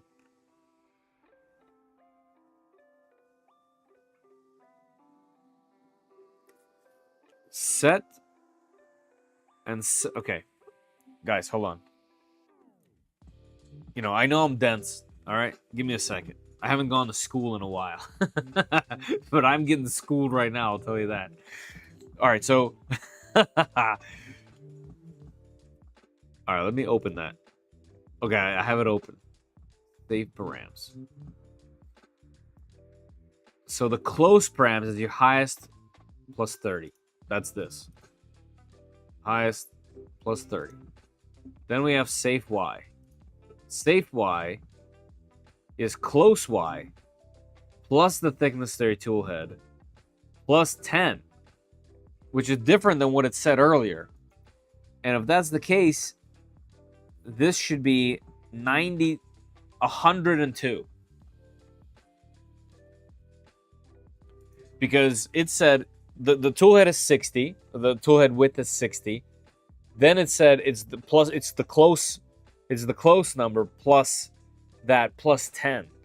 So if that's the case, I need to add 40 to this. And if that's the case, this is 102. This thing's gonna crash so hard. Okay. Okay, and then it says, and remove them from the tool config files. Mine were never in the tool config. They're actually in the Toolchanger config. In the Toolchanger config, and remove them from the tool config. Yeah, that's fine. Note, param safe Y, you could also just make sure when you have a tool on the shuttle, you can move freely behind the dock and not hit any other dock tools. Note, that's the Y position. Okay, so, okay, that's starting to click. So when there's a tool head on there, I measured the width. I need to measure this way. So all of those numbers are off. I measured the width of the tool. This needs to be moving behind it, which is this way. Yeah, I bet it's actually a pretty close number to that. It's 55. It's 55. So... okay. Let's go back. Let's go back. It's 55, not 60. Oh, actually, we'll just leave it. That seems safe. All I remember having to do was set my dock position and tell the dock to undock, and it worked. That's why I went with the easy Toolchanger repo instead. So are you saying just ignore this? Because I'm scared. Also, B Cuddy, how do I tell it? How do I tell it to dock and undock? You know what I'm saying? I'm gonna just save and restart this, just to have it in there.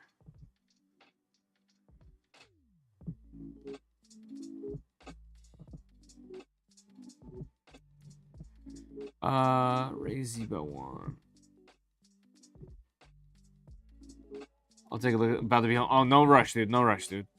I forgot. For whatever reason, I'm in this tunnel here. No, dude. Take your time. Remove the tool head from the shuttle and place it in the dock. Place the tool on the shuttle and run initialize Toolchanger. All right, I'm gonna do it. Let's do it. Home. Let's go initialize Toolchanger. Found active tool probe T1, 20, detect a tool. Okay. Got that. Run G28 and quad gantry level. Okay, let's do that one at a time. Boom. Okay. We're working. All right, let's do quad gantry level. This repo's confusing. Well, apparently I'm just doing it confusing way. It's supposed to be pretty easy.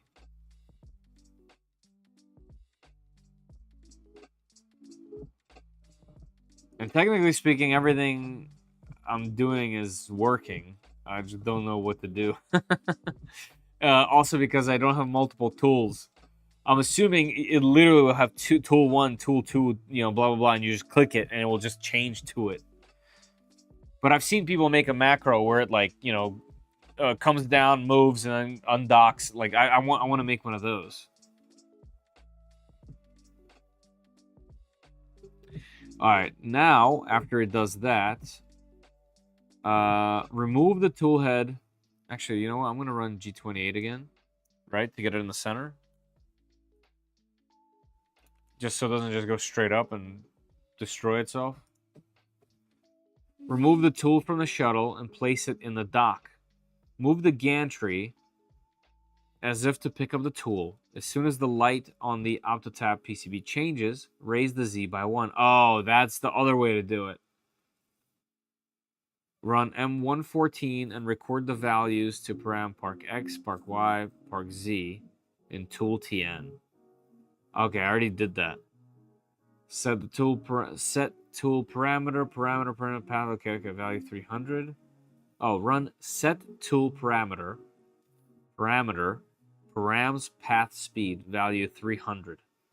Run docking restore access. Okay, so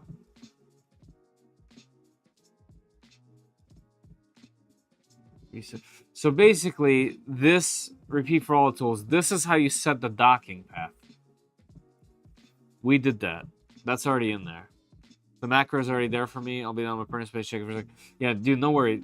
Literally, do not rush. I'm just kind of reading through it. Current tool, no tool, next tool. Manual paper test. Got it. All right, so we've gone through calibration in the wiki. Next is slicers. Next is serials.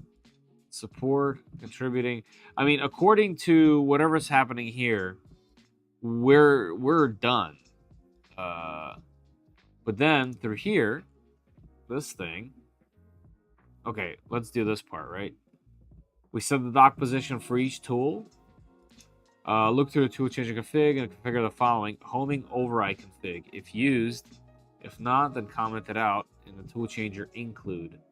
Homing override config. All right, let's see.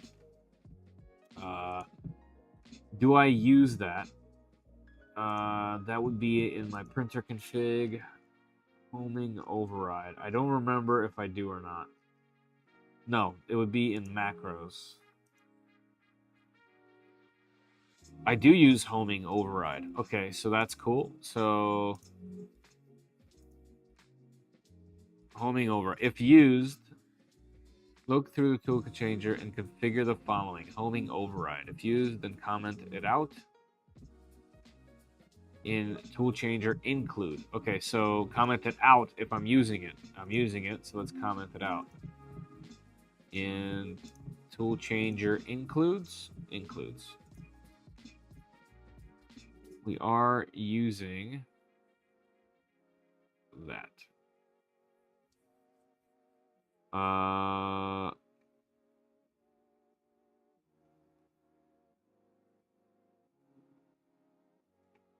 Where is this?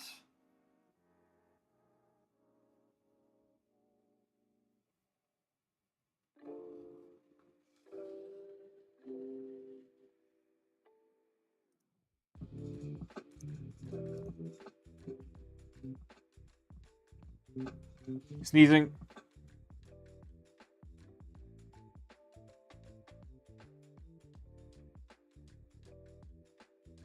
Just had one for you there. Hey, Wick, what's up?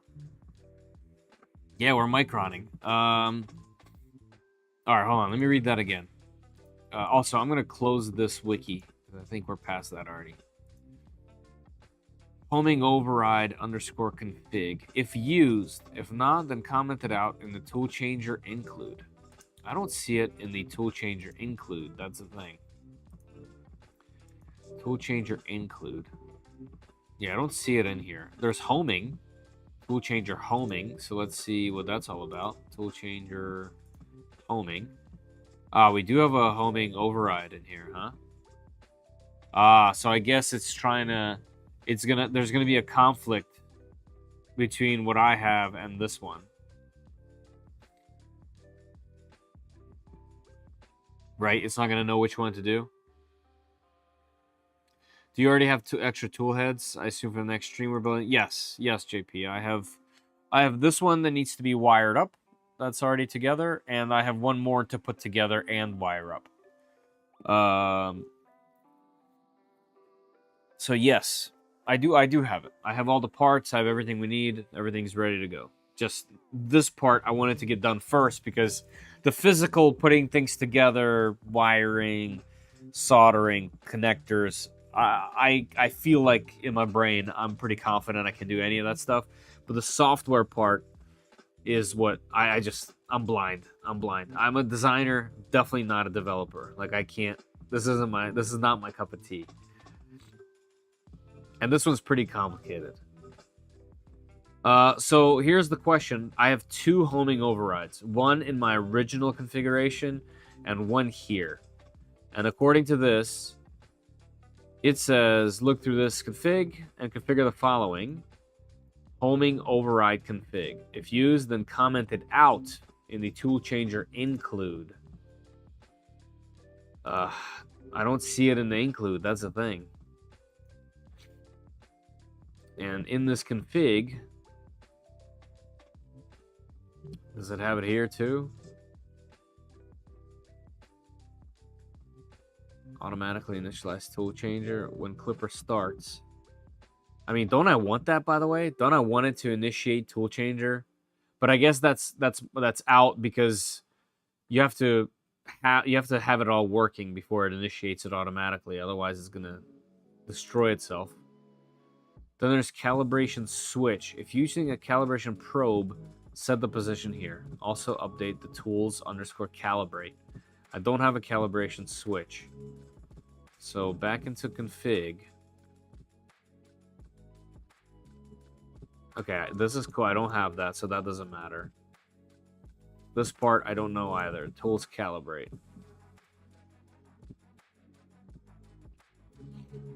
So uncomment this to automatically initialize. We're not ready for that.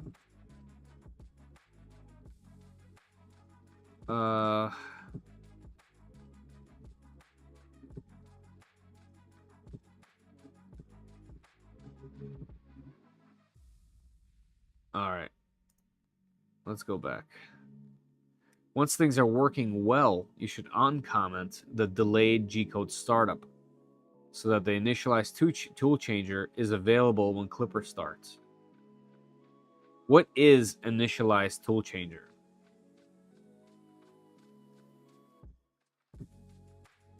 Tool configs must be named. Okay, following examples. Got it. Highly recommend that you do not edit. No problem.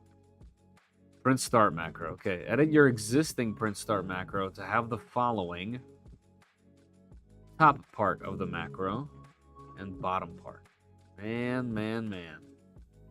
All right, let's try to figure this part out while the rest is happening. So, the start macro is in my macros folder. G code, okay, home Z, got it. All right, print start.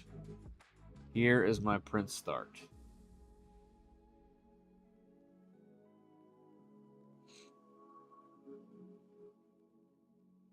Okay. So it does need to initialize Toolchanger, whatever that means. Stop tool probe crash detection. Then heat bed and all this stuff. Top part of print start. I'm guessing that's this.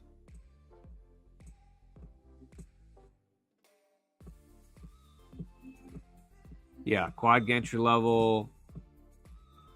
Then this. Okay, so that is the entire top of what I had.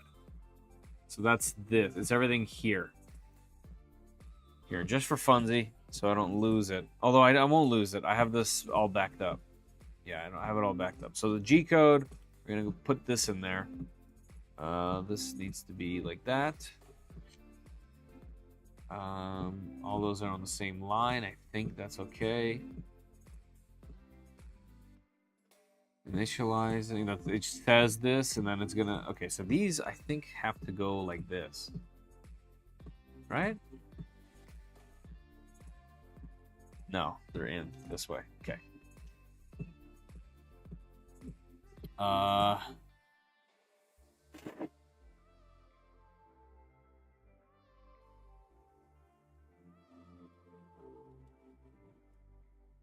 I been muted the whole time?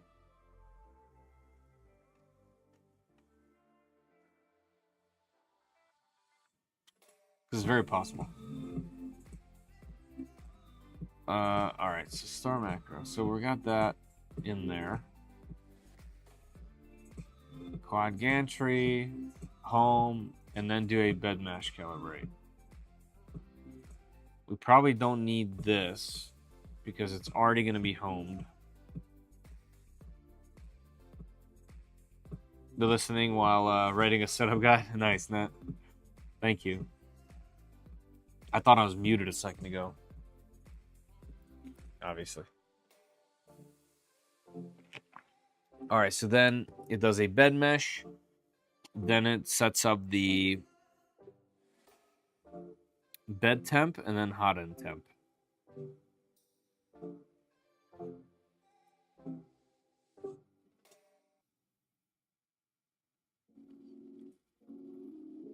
Okay, seems okay.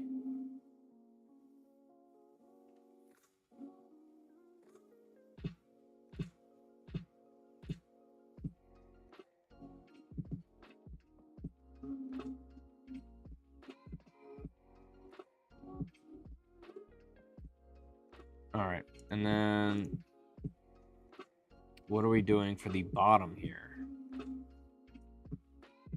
So it's saying if this and this, then start tool probe crash detection. So we can do that when? Probably post bed mesh, right? Because the other one's like printing already. So it's probably got to go here. And once again, this has to be moved. Yeah, right. It'll start, and then it'll go ahead and do the rest. All right, I think that's correct. Hey, Kegel, what's up? It's going, dude. It's going. All right, I'm gonna save and restart,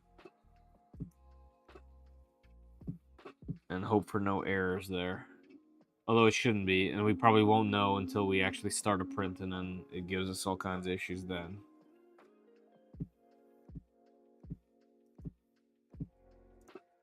All right, for slicer configuration, the slicer configuration we will definitely be looking at later.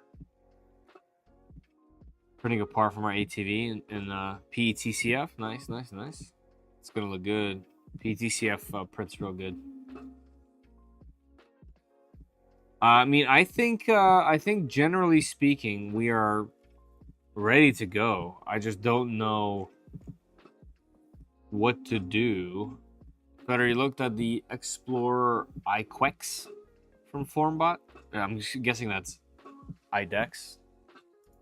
I don't think so. I haven't looked at Formbot stuff in quite some time, actually. Oops, that's definitely not it.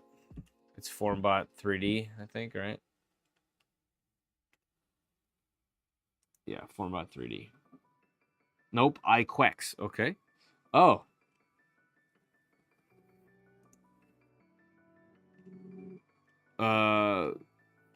Not an extreme price. Oh, that's because it's iDex and iQuex. Hit me again with what? Like, it's four. Oh, it's 4 tool heads with 2 gantries. I see. The naming convention is getting out of hand. Yeah, dual gantry with 2 with 2 iDex machines. That's actually pretty cool. So you can have two color things at once, or 1 4-color thing. Yeah, that's pretty cool. Or 4 items. Yeah, that's right. Yeah, mirrored out like that. Yep. Or just single extruder. Pretty cool. Whoa.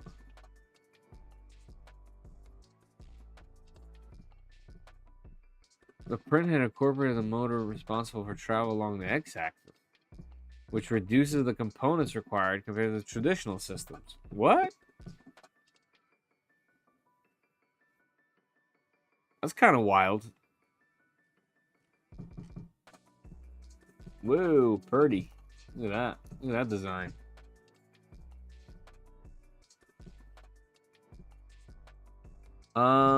Yeah, that's pretty interesting. I hope it answers your question. No, I had no idea this even existed.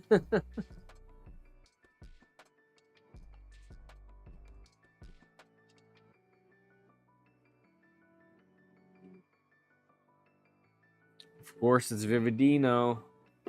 Wow, what a machine! How big is this? 400 by 400 by 400. That's pretty good. That's pretty good. By the way, I once again have y-axis issues with my Magneto. So unfortunately, if they can't help me figure this out, I've spent so much time trying to figure it out. I'm gonna have to get a machine that's the same size, but one that works. I need to print some larger stuff. It's really unfortunate because I really love the Magneto. Like I couldn't even be more positive about that machine. I'm probably too positive about it, to be honest. But you know, I just have to be realistic at some point. Venture XL, yeah, I've contacted them about the Venture, but they said they're not sending any machines out for review. They've already sent out enough. So, but this is cool. The price is way less than I would have expected, to be honest. So that's kind of neat. I guess it's essentially a Trident.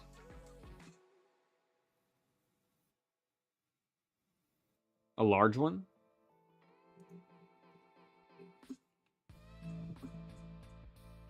This one's just an IDEX. $1,200. It's really not that bad. Right? The Marathon. 350.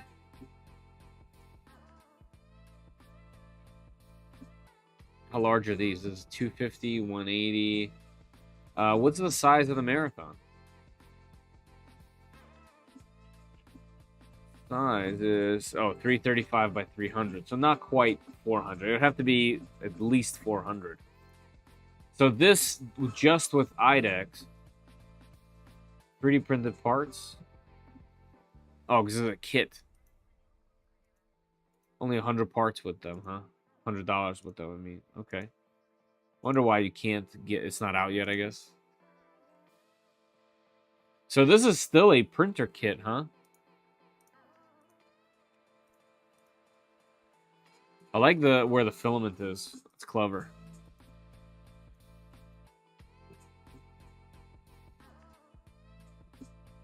A version of firmware still under development. So that's why. Impressive. Impressive. Anyway. Yo, B Cuddy, let me know when you're in. Obviously, like I said before, no rush. But I would love to know what the heck to press on here.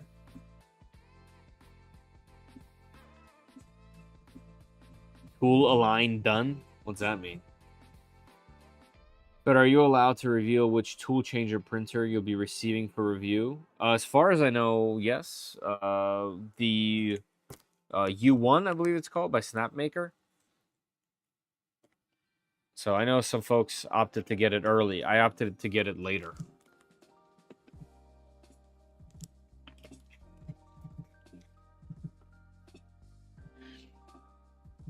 So I'm pretty excited for it. Backing it, nice. Yeah, I think as far as I understand, I will probably be getting it after, either during or after the Kickstarter, not before. I thought about doing it before, and I had so much stuff going on at the house. Plus, I have the Prusa Core 1 build, plus this, plus the K1, and I'm like, you know what? I think it'll be better for me to do it later.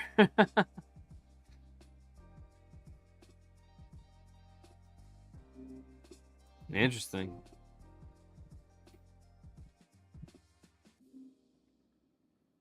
I'm gonna hit them up and see if they'll send you one. Yeah. I mean, first I'm gonna give. I can't just yet because I don't have space for such a big machine. That would only happen if I can't get the Magneto running. I have an affinity for the Magneto. I'm like attached to it for some reason. I love the way that it's built. I love the just everything about it. I love it, and I want to give it the best chance that it can, which is weird. I don't usually do that for any 3D printer, so we'll see. What are you doing with the K1? My K1 Max got a whole new gantry, and it needs rooted firmware, which I have to go back. Like I have to go to an older firmware first, and then root it, and then update it so that the root stays. And that way I'll have the most up to date rooted one that still uses the CFS. And that will allow me to do separate X and Y configuration for input shaper and really get it tuned and just go as fast as humanly possible. Apparently, from what I'm seeing, you can go much faster with these 3D printed gantries, like much faster.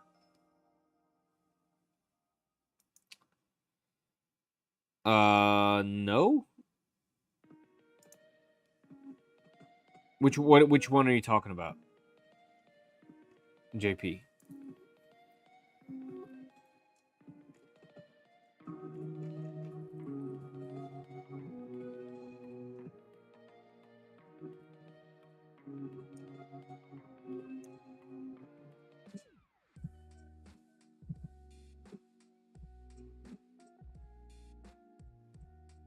I didn't set any of those extra parameters saying dock location. We'll get it going. All right, I mean, I have the dock location saved, and that's all good to go. But how do I get it to move and test if that's, if it's working or correct? Clipper Toolchanger repo has a lot of basic things needed to change to get it up and running, and that's all I did. So okay, so we're at the same spot then, because I have the docking position set. I have the tool set. It's obviously working, as in homing and doing everything else. Oh no, I have not, JP. I have not. I haven't done anything to the K1 Max and the K1 since, back when I did those tutorials. So B, so what do I actually have to do to have that thing right now go and dock?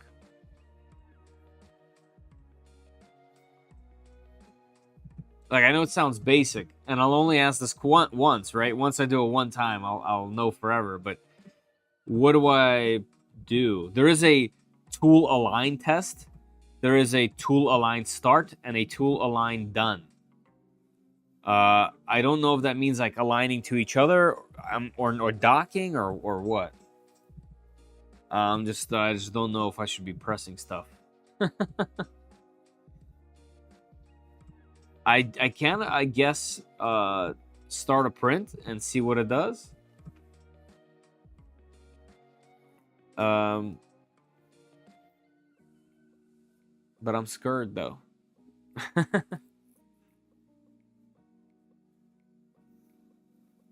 Everything else seems to be working. So I just don't know what to press. Steps 8 to 12 under dock parking in their wiki will test that your dock works. All right. You're saying the main wiki, right? So if we go to wiki, Toolchanger. Well, the slicer. Okay, I get the slicer. We'll do that later. Support and frequently asked questions. Check your print quality, probes, how many tools will fit on a printer, what's required. Apply gantry level won't finish? No, mine does. Gantry won't go low enough. Mine seems to be okay. Can setup. How to calculate build loss. That's actually important. I'm gonna have to do that at some point. Yeah, we definitely lose that for sure. That build volume loss, front of the build to determine this, you ended up know where your docks are and the dimensions of your tool. We've included image to help you visualize to calculate loss under. How do I do that? Where do I put this loss actually? Oh, here we go. This macro will put the tool head 100 millimeters away from where you set the docking position. There we go. So that's what I'm looking for. So here, let's go home this thing first. YOLO.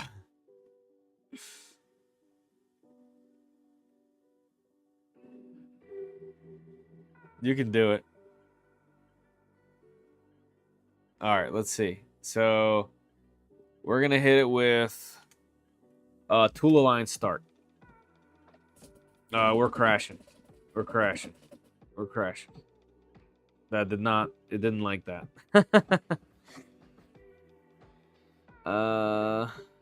It definitely did not like that. It was trying to go from home.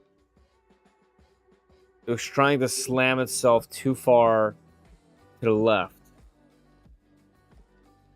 Let's home that again. Oh man, we're crashing all over the place. Now we didn't. Now something is off because it couldn't go back far enough. Let's try again. Oh yeah, that's a lovely sound right there. And that's how you break your printer right there. Oh yeah, I pulled some plastic off. That's funny. Definitely did some damage to the tool head there.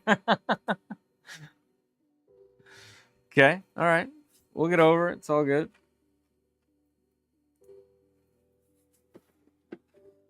So I must have messed something up there.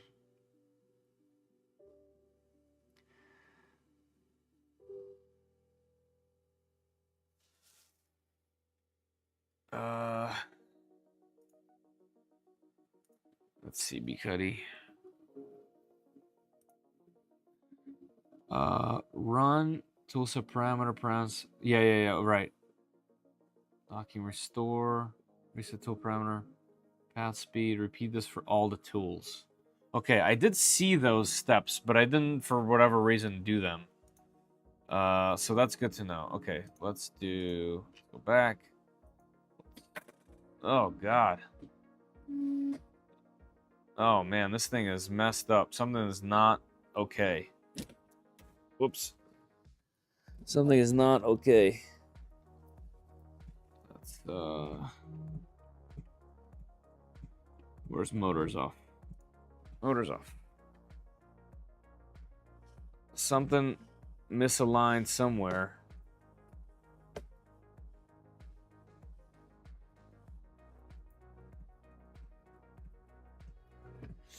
Because we did not like any of that. Yeah, not good. Alright, let's rehome again. Nope. It wouldn't go X just now. Is it because now the gantry's all crooked? Yeah, the gantry's really crooked.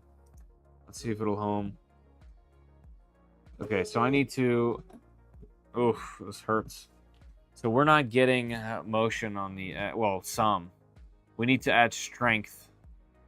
Where's motor off? We need to add strength to the X homing. Man, I don't remember how to do that. That's in configuration. No, it's in sensorless.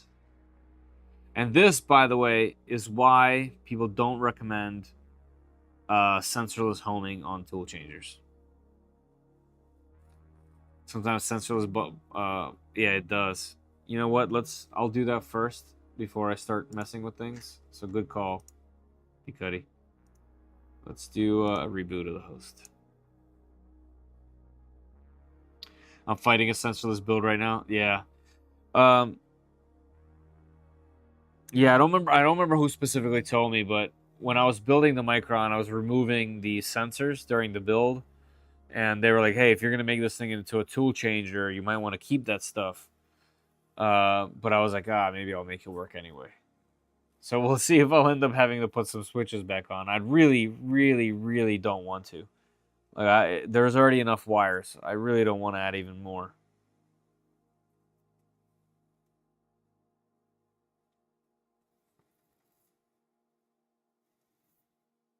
I have sensorless homing and it runs flawlessly. I mean, on your tool changer. Okay. Okay, well, thank you. That at least gives me some relief there.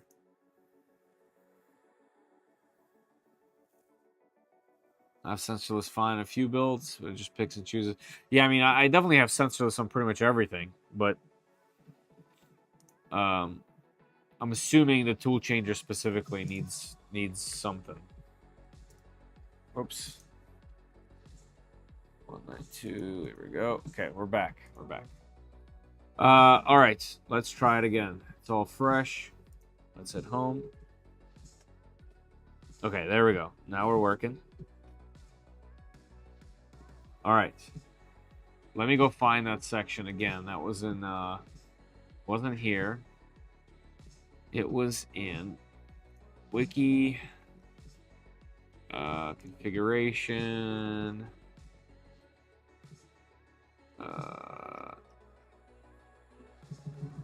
nope. It was in wiki, calibration, this.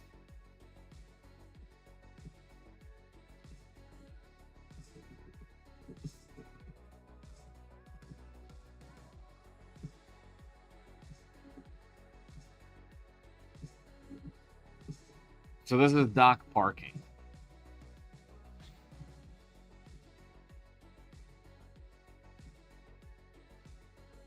There's a homing CFG file that has sensorless homing, cuts the motor current while homing X. Yeah. I definitely remember that. Typically, if it has trouble going in, you just have to add a little bit more strength. I do recall that from setting up on my other machines, and this one I ended up setting up sensorless homing here too, on stream.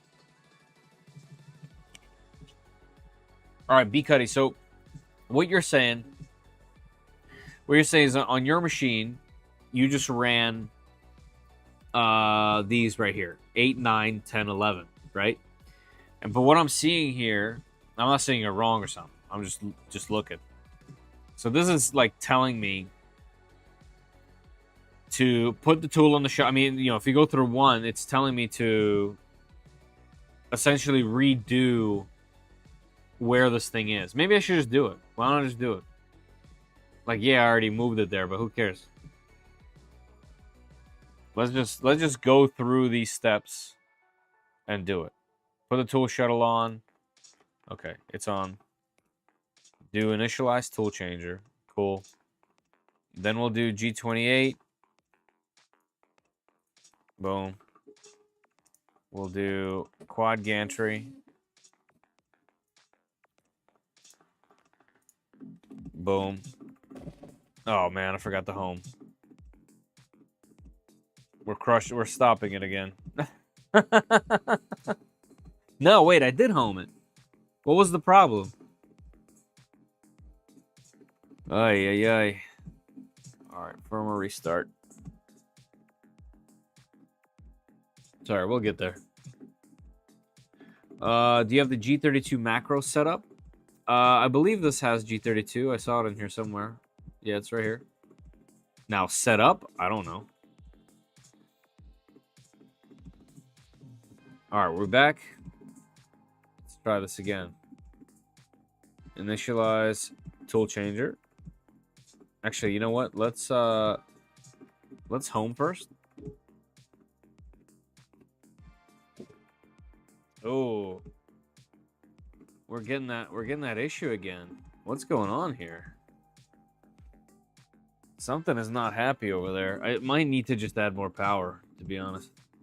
Although when it was not just crashing into the docks a second ago, I never had those issues before, which kind of sucks. Yeah, it can't go on the X for whatever reason. It's having trouble on the X. All right, let's add a little more power. Do you have a G32? Oh, it'll do both. All right. Well, I gotta see if I can add a little more boost to this bad boy. So let's find where that is. Here's home X. Y. Where's the current stuff? I don't remember off the top of my head. But there's numbers somewhere to tweak in here.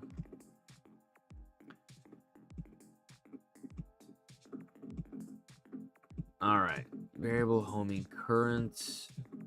Back off distance. Where the power at? Also, G32 is useful sometimes as you don't need to home and QGL too often. It's easy enough to do both separate.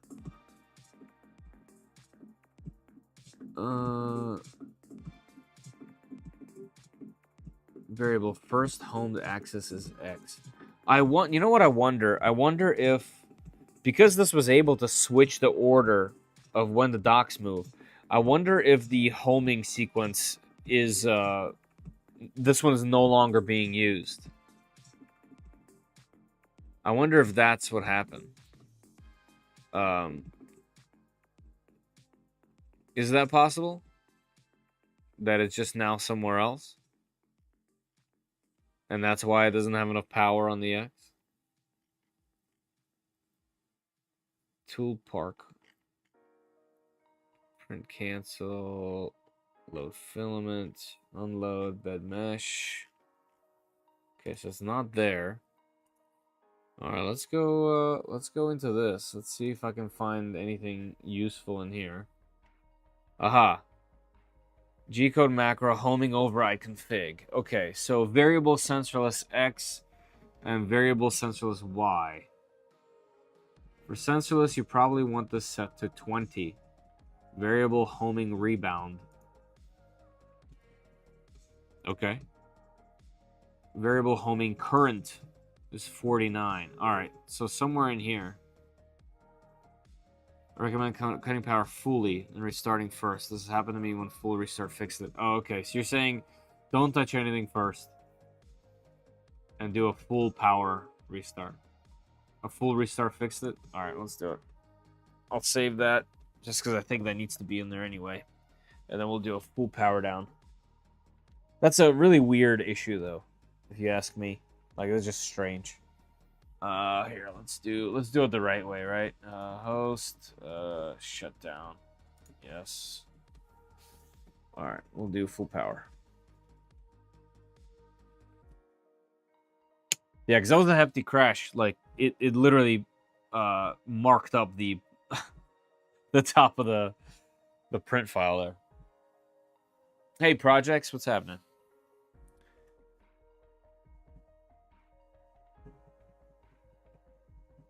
Sensorless can be weird, honestly. But you know what? It's the sensorless is weird once, I feel like. Once you actually take the time and set it up, you never have to worry about it again, typically. Unless something weird happens, right?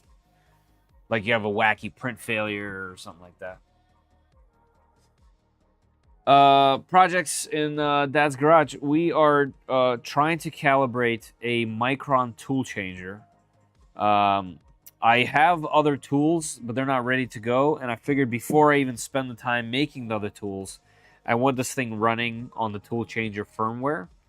So that's what we installed right now. And all I'm trying to do now is figure out how to get the thing to dock and undock so that I know for later. But at the moment, we just had we had a little crash happen, and then the thing it's not able to home anymore. So that's what we're trying to kind of figure out. Nice, that's new. I'm just copying people. I did do it a little bit differently. I'm not using a very popular tool head. Like, people change these out instantly. And then I made my own, like, dock for just 3. I want a total of 3.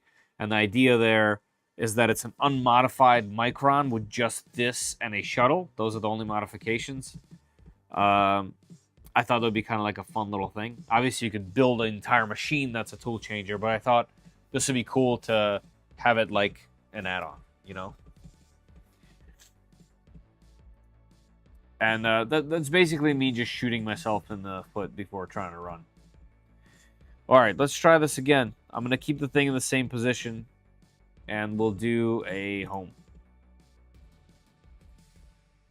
Nope. So we don't have power. We don't have enough power on the X. And it's definitely messing up. Motor's off. Yeah, like, why? There's no binding. None of my machines have sensorless homing. I'm not taking a leap yet. I'm on the other end of that. All of my machines that at least that I've built or modified have sensorless homing, but this is a whole different thing.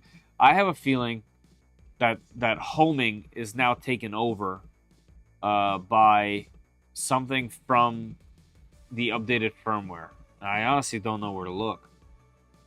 Stepper X in the print CFG. Thank you, Kegel, for pointing me in that direction. I try to avoid sensorless. A lot of people have told me repeatedly to avoid sensorless, so I definitely get it. Driver, SGT, and Stepper X. All right, Stepper X. Here's homing speed. Driver strength. Here we go. 145. 255 is the most sensitive. 0 is least sensitive. All right, so we got 45. So I should set it to 35, right? I don't want to do too much. So let's do 35. We'll keep going lower by 10. And save and restart. Thanks, Lamberth. Yeah, I remember it now. I have a really visual memory. I have to like do it and see it for me to remember. Here, let's keep this open. Here, I'll go back in and go to the spot. And what I'll do is I'll do homing on the screen here. That way I don't have to leave that screen. We still did not home in the right spot, so that's not enough. So let's jump by 10. So instead of 25, I'm going to do 115. I want to get this thing to actually home first. So let's do a save and restart.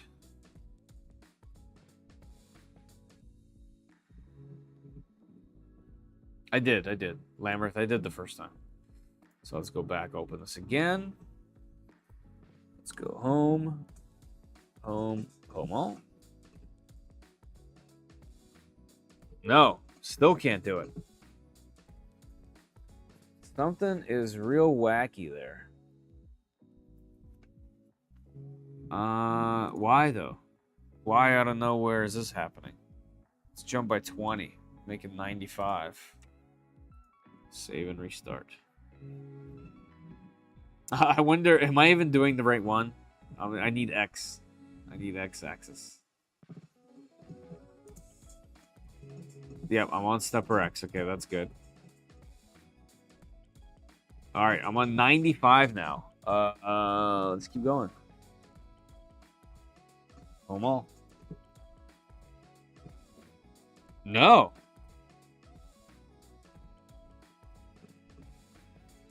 Well, now I'm a little worried now.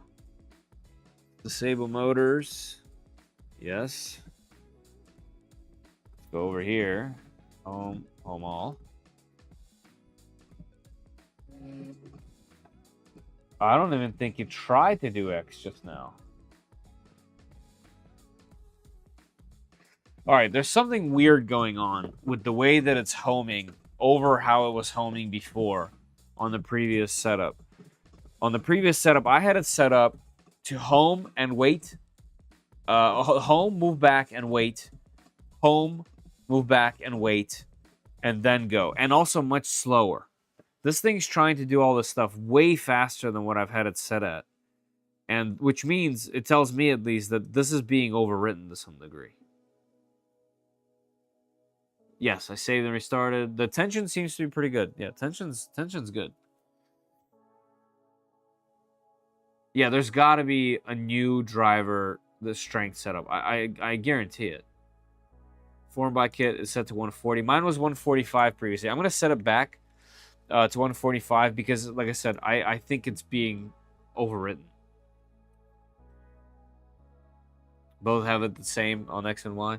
Like I said before, this was a fully running machine without, like, with the carriage and everything. So, and I have several videos showing it. So it's definitely been okay. So we got to find something in Toolchanger somewhere. Toolchanger. Here's homing. Okay, here we go. It's gotta be in here. Homing overrides. Okay. So the variable sensorless X and Y is set to nothing. Variable homing rebound 20. Rebound is what? It coming back after it homes?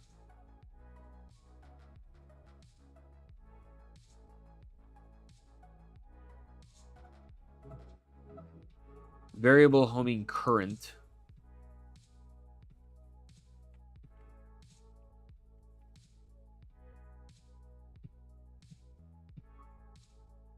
Hey, Printed Divisions, what's up?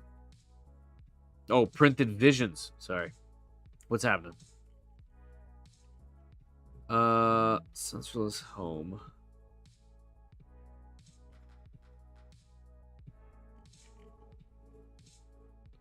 Yeah, all that is all good. It's not this. It's something right here that it's just beyond my understanding of this.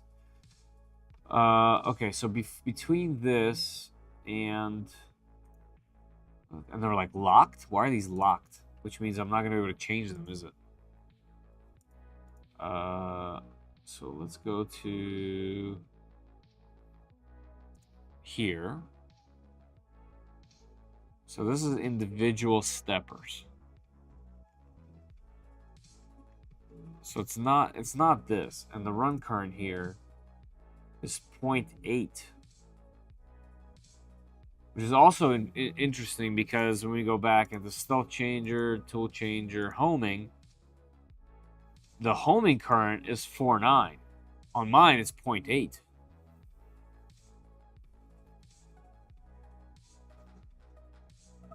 Yeah, LTX. See, there you go. You see the difference now.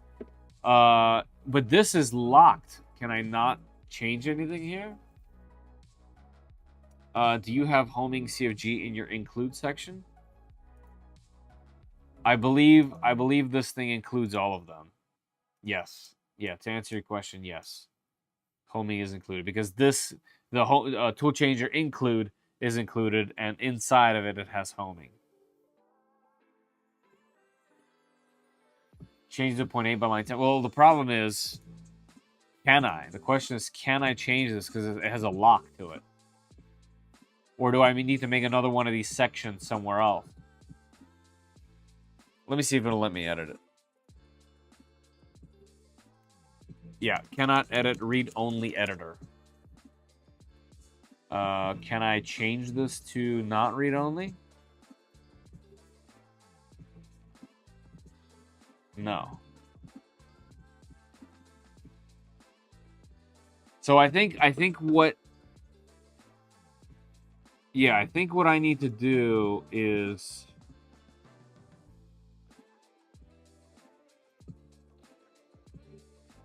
I could just remove this. I could just try it like this. Oh, I can't edit this, right? And I need the other ones. So I have to put this somewhere later, right? That's how usually it works. If that's the case, I might be able to make a new document. So you know how Clipper works. If it has one value and then it goes to a different document that's later in the list, and it has a different value, it uses the second value. So if this part right here is the latest one. Yeah, right, project. So that's what I would do. I would make a document later. So I can change this one, right? So in here, Toolchanger. Yeah, so in here, let's make a new document.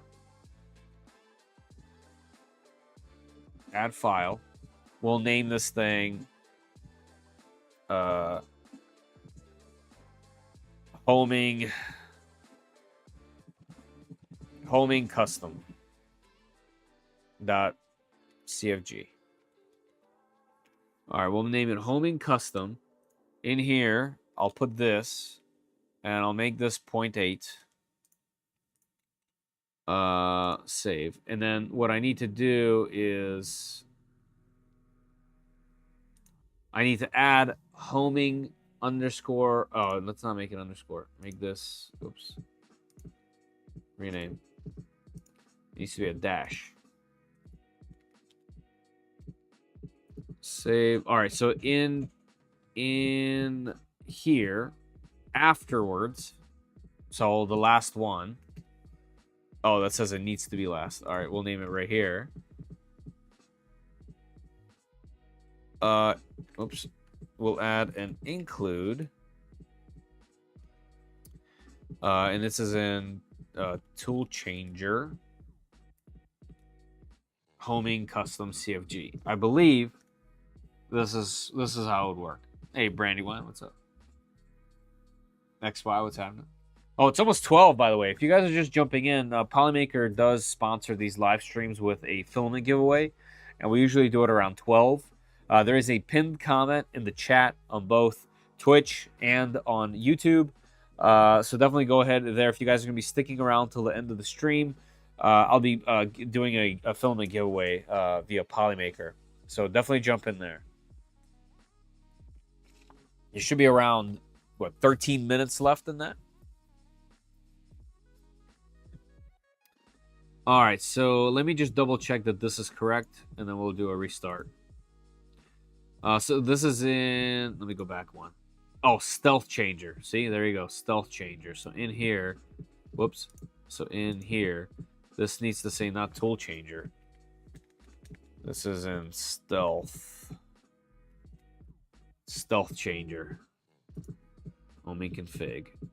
And from what I understand, it'll do that later. So let's see what that does.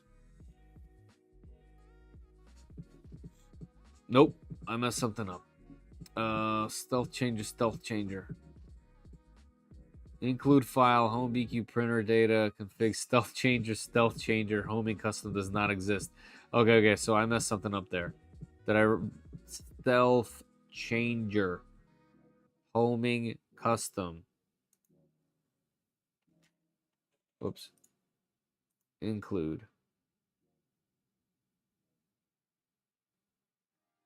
Stealth Changer, homing custom.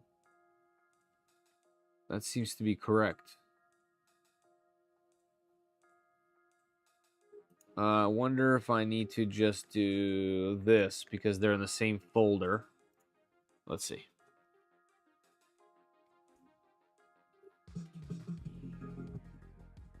Aha. So that was it. Since this is in the same folder. All right, so now this file is essentially being pulled. Dang it, I always click that. Is essentially being pulled after this one, which means the stuff that's in here should technically overwrite it.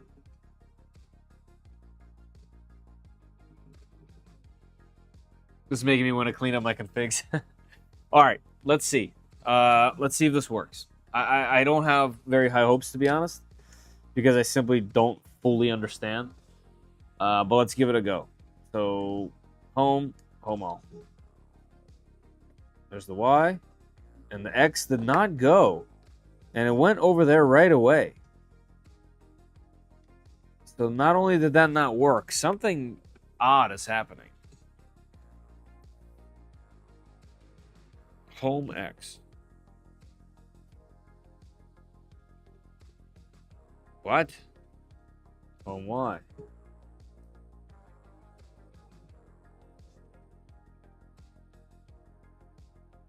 That's so confusing. Disable motors. If I just home X, that should be this axis. Why is it homing Y first? And why did that just move?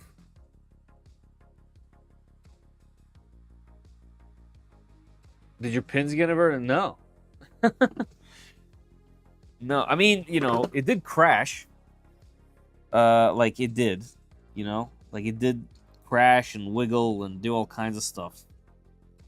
But none of that stuff is on the tool head. That shouldn't be related. So when I home Y, obviously it'll just home Y. If I home Z, will it just start to go down or what? No, why does it go there? Home X and Y. For whatever reason, the homing is completely messed up. Yeah, we are on sensorless. It's homing way too fast. Time to SSH and change in that file.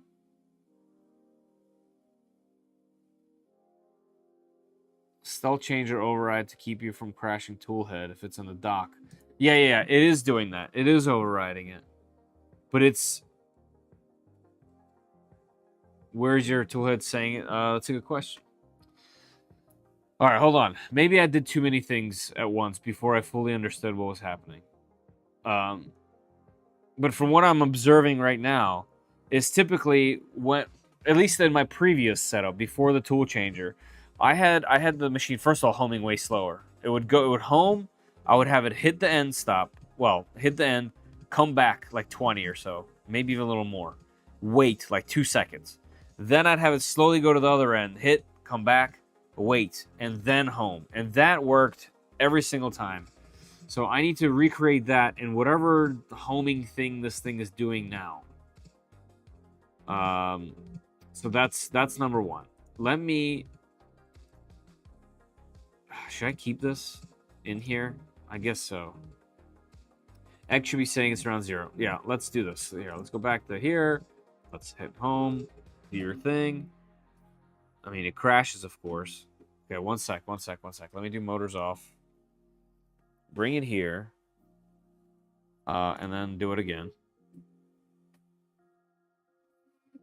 What in the world? Why is it going over there? It's so weird. So...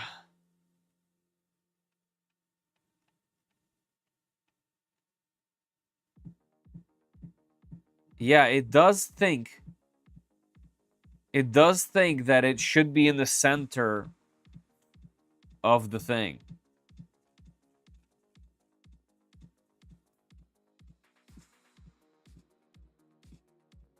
Huh. All right, so let's see. So how far can I move this thing to the right manually? Yeah, so it's just going to let me go. Yeah, so it thinks it's out of range. Homing X is where you set your tool head. It's thinking it's homing X where you set your tool head. Yeah, but why? Why is that happening? Interesting. I don't have a clue as to why it would do that. Like, not even a little bit. Here, let's do a reboot. It's stripping X early, yes, but it's also not doing any of the things I had before. So it's overriding all my previous homing settings. So that's where we need to start first. So we need to figure out where it's overriding them and stop it from overriding. Or modify that part.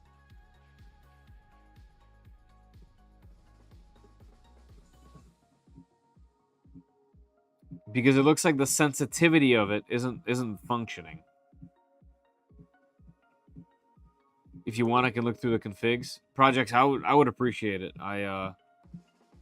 This part, like, literally, man, I can build things all day. All day. I can design some things, you know, but software, firmware, confuses me. Maybe comment out the new stuff and confirm it works with the old config. Yep. Yeah, let's try that. That's good. Comment out the Toolchanger config and verify homing's normal. Yep. Do you have a Discord? Yeah, sure do. Yeah, we have a whole Discord for the channel. My name on there is at 3dprintsos.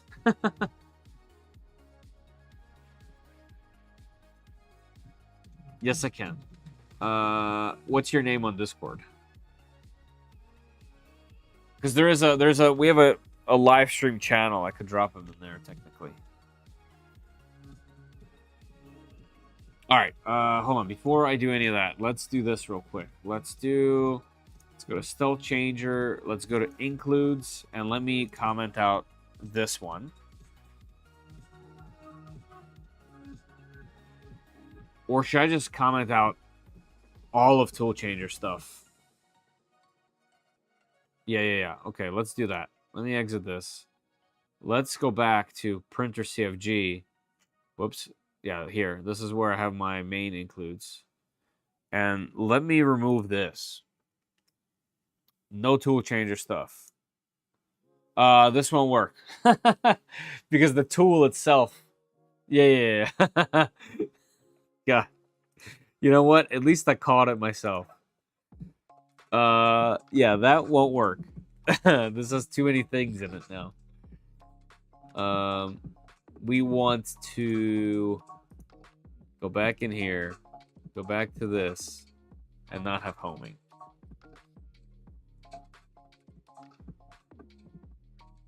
Yeah, bad idea. Bad idea. All right. Yeah, that should be okay. And remove that. Here, let's do this. Oh. G-code macro homing override config must be specified. All right. Let me turn this back then, and I'll send you the config. Because I'm gonna go down the wrong rabbit hole here. Here, I'm gonna remove my custom. I will add in all this back how it was. And then we will remove custom. Because there wasn't anything crazy going on in there. That's easy to do. And then let's firmware restart. 54 watching, only 20 likes, right? Right? Yeah, there's been 328 folks in and out of here, so technically there should be 328 likes, you know what I'm saying? All right, I'm going to select everything on here. Let's do a zip archive, and let's download that zip archive. And then let's remove that zip archive. All right, let me head to Discord.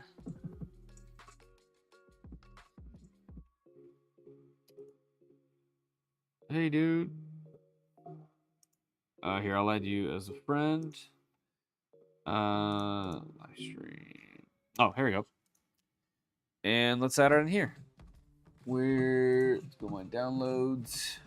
Oh, right, it's not confirmed, and I deleted it. I swear, man. I swear. All right, hold on. Give me a second. Boom. Yes. Yes. Download. I gotta hit keep. Right. Keep it. Something went wrong. That's fine. 541. I'm just gonna remove it again. Hold on. Let's do download again. Keep. There we go. Now I have it. Here we go. That's projects with that and Dad's garage. There you go. There's the zip. Good sir. I appreciate that. I appreciate that for sure.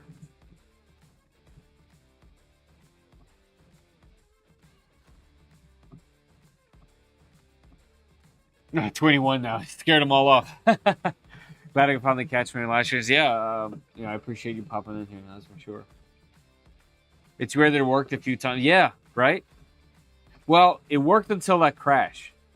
We did have a crash until the top here, and then something wacky happened. Yeah, no problem. You know what we'll do? We'll do the giveaway. We'll do the giveaway, and then I'll stick around a little bit longer to see if we can figure out the homing issue. And probably what I'll do for next time is we'll build the tool heads and see if we can get it running further. But yeah, let's do the giveaway. So let's see how many of you guys entered. 53 people. Okay, pretty good chances. All right, guys, you guys ready? Let's go ahead and go to our competition. And let's go to winners. Let's draw a winner. We'll do one winner. Let's announce. Avatar, announce. Entry number 2 was Glenn H. Glenn H, congratulations. You won yourself some filament from Polymaker. Hopefully you're in the chat to win. If, by the way, if Glenn does not reply in the next few minutes, I'll be picking somebody else because the main rule is you have to be present.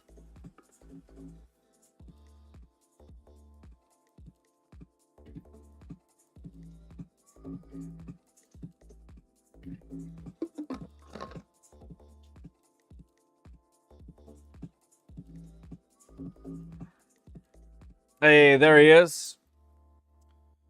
Henson Hollers, aka Mr. Glenn. Congratulations, you won yourself some filament from Polymaker. If you catch a sale on there, it's even more than one spool sometimes. Glenn, here's what you have to do. All right, and confirm, please, in the chat that you understand what to do. What you need to do is you need to email me at fedor@3dprintsos.com. And Fedor is spelled Fedor at 3dprintsos.com. You can always get that email in the About section of the YouTube channel, by the way. But it's Fedor at 3dprintsos.com. Just email me, say, hey, I want the giveaway on today's date. And what I will do is I will send that email in, and they will send me back a form and a unique number. You'll take that unique number, you'll put it in the form, and it'll attach it to your account on Polymaker. If you don't have one, to worry, like it's all in there. It does it all through the form. And then you'll have credit on your account, and you'll be able to use it however you want. You can add more to it, you can split it, you can keep it there, you can spend it right away, whatever you want. That's up to you. All right? So Fedor at 3dprintsos.com with the winning and the date. And that's all you need to do. All right? And give me a day or two to get back to you. Because obviously tonight I'm going to take some NyQuil and go to sleep. Because my nose no longer functions.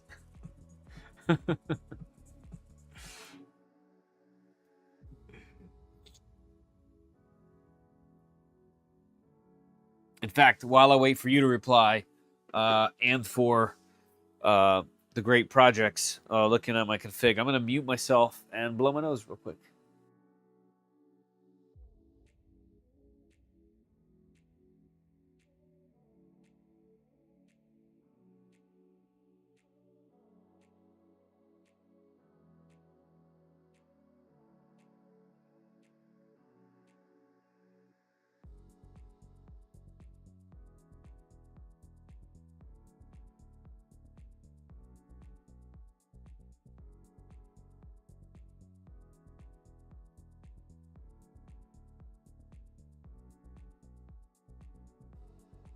Gotta love blowing your nose on stream with paper towels. Got it. Thank you. Absolutely. Thank you for being here. Thank you for supporting the channel. I appreciate it. And a huge thank you to Polymaker for obviously sponsoring these live streams. Yeah, thank you. Projects, let me know if you see something funky there. I'm totally bummed that we got stuck here. Like, not at the homing part. Could it be something... Could it be in that one file that I was editing? Was it in config? Could it be these? Could it be these params? Because default they were not there, and B Cuddy said his worked without these things. I put these things in there. And even in their wiki, there was two pieces of information that contradicted each other on this part right here.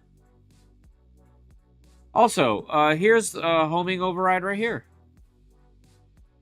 What file is that? This is Toolchanger-config. Here's homing current right here, and I can obviously edit this file.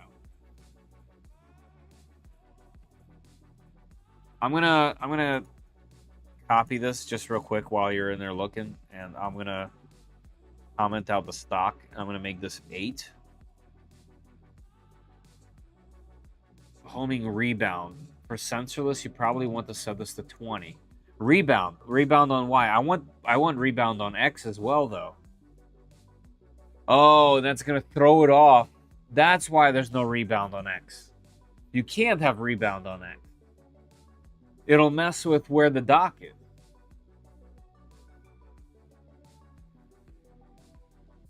But no, but it knows that it's a rebound just for homing. I kind of want to add that in. I kind of want to add that in. Let's see if these changes help.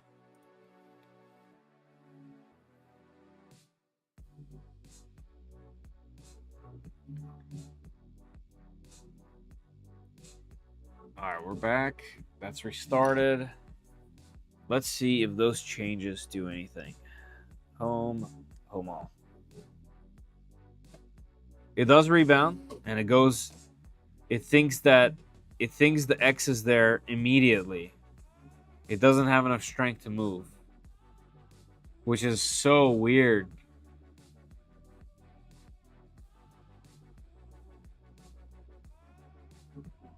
That makes very little sense to me. So that would be in printer, stepper X, strength. Why was this not working before?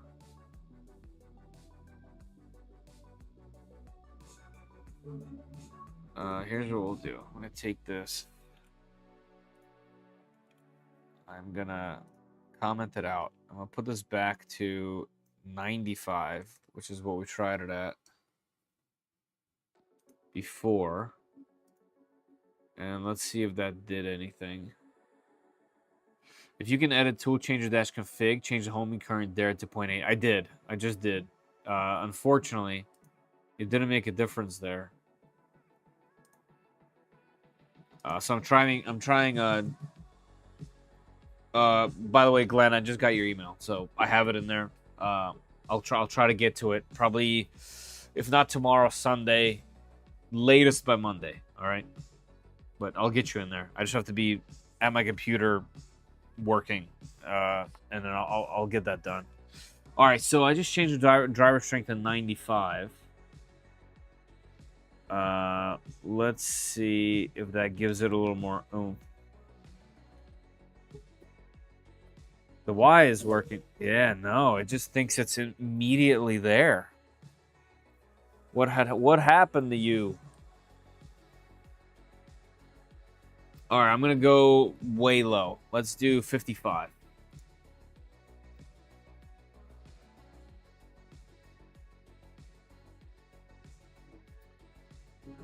Could I have ruined the driver?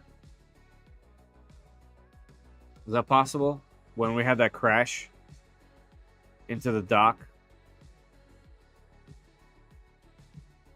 Hold on one sec. Let me see if changing this down quite a bit works at all. If it's listening to it. Move, home. It is. It is, and that was actually too much. Okay, so that's something. Let me make this 65 and try again.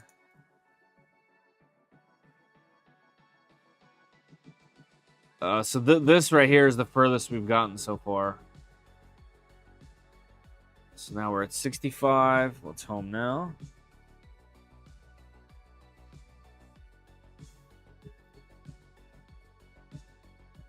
Nope, didn't work. Why? Why? Why? What is going on? Can it be that finicky out of nowhere? And for what? Gotta love it. All right, so let's change it back to 55.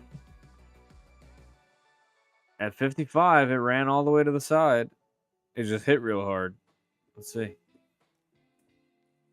It does run. It just hates it at the end. And it's 65. It didn't. So 60 would be in the middle of those two. Let's try that. What the heck, man?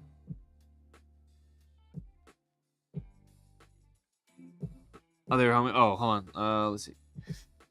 Change the stepper X end stop position to 0. It's at 180. I'm curious what's happening to this right now. Yeah, I'm JP. I'm just as curious. Never mind. You're trying to home to 180. Oh, okay. I thought you were homing to 0. Okay, cool. All right, so now we're back at driver strength 60. Let's try that. Actually, this is probably a more valuable view here, so you guys can see.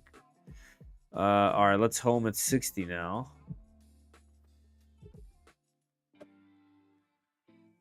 So far, so good. Minimal clicking. Although it does still skip.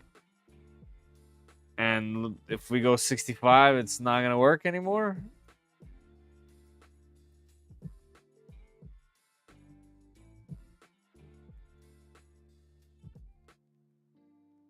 Let's see. Here's 65 again. Let's go. Nope. It can't do it at 65. What is actually happening? Let's go 63. Sometimes you have to do one at a time. Yeah, I guess so. I don't know if I've ever had one be this finicky. And why? So like I said before, maybe you missed it, projects. This was a fully functioning Micron. In the current state with everything except for this physical thing being here. I had the machine running, printing, all kinds of stuff. I did a whole video on it. So it was completely functional up until this firmware swap. And that's what I want. I wanted it to be that way. I wanted it to be a Micron first and then a Toolchanger Micron. Okay, so that's a little bit better at 63. Will it work at 64? Now we're just we're like min-maxing at this point. Check your variable underscore home underscore current under the homing CFG and see what it is. Mine is set at 0.5 if that helps. Crazy to going from 0.8 amps to 0.49 amps. Changes the sensor's homing setting that much. All right, one sec. So now we're testing 63.1. We're testing 64.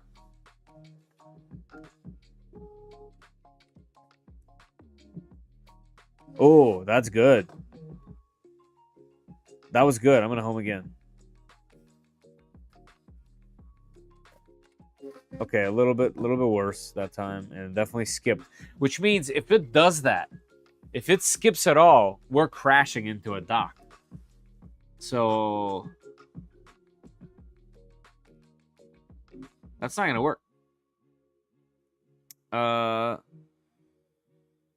What if we do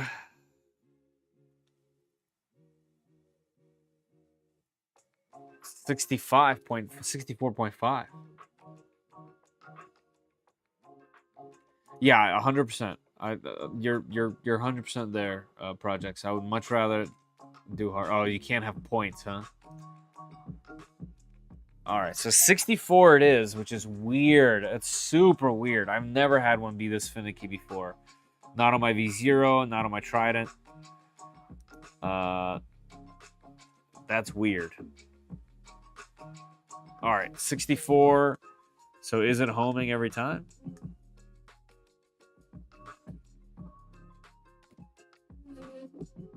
That is so weird.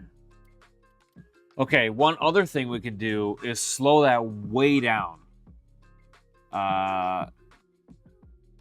Because it was much slower.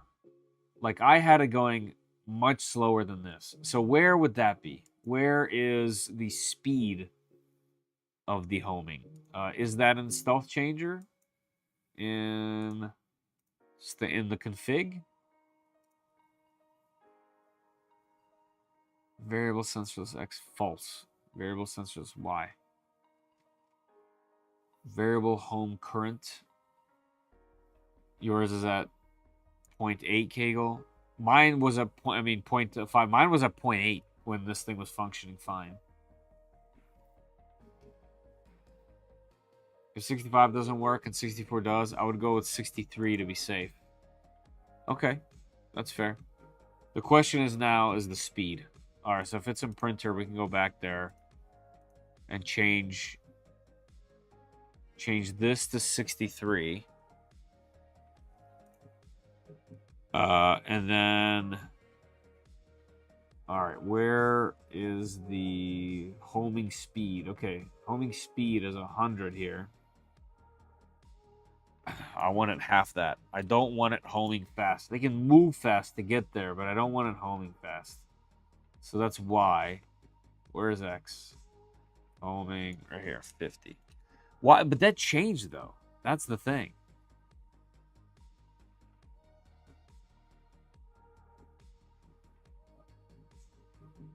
set it to 20. Like, just go slow. I'll do it too. And I even had pausing. That's the crazy part. I used to have a pause set. I guess the firmware wouldn't have changed anything, I don't think. Homing retract, is that how far it goes back? That, I mean, it's already set to 20 on the Y. All right, let's see if this change makes a difference. What is the strength on the Y? 135. All right, let's try these settings. We got 63 and 20. I'm hoping that it starts to move real slow right now. Whoa. Whoa. New issue. New issue. What the heck is going on, everybody? This thing is doing all the unpredictable things.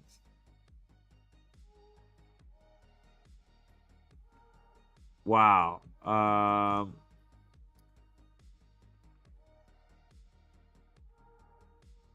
a little bit in a disbelief situation.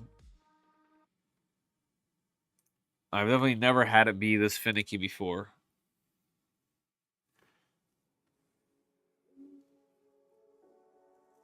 Let's see what it does at 50.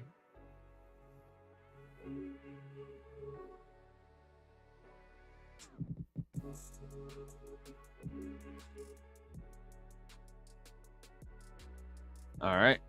Let's see what we're doing.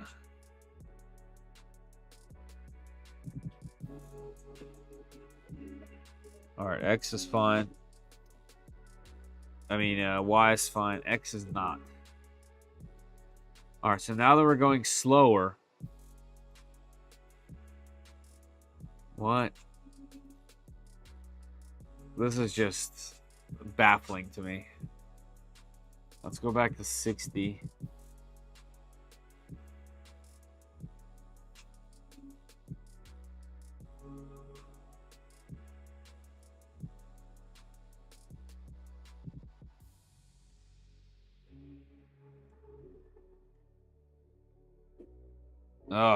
Oh, God. Okay, now neither of them are working properly. So going slower, and 60 wasn't even working.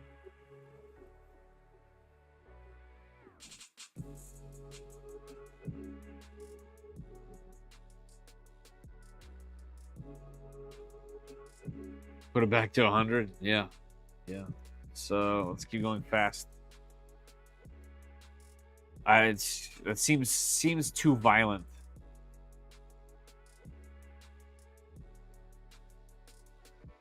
Like I said, my previous setup was far more chill. My previous setup was the home was real slow. It would go, hit, rebound, wait 2 seconds. Literally had a pause in there. Go real slow to the other end, pause again.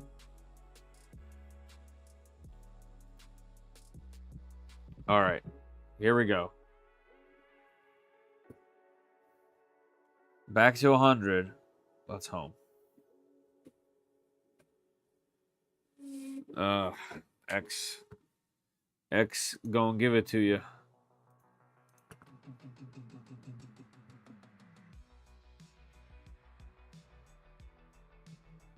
What if I up the run current? Although this is really the only thing that should be changed, from what I understand. Because you don't want it to be running at 1, right? You want it to be running at less, so it doesn't damage the motor when it crashes.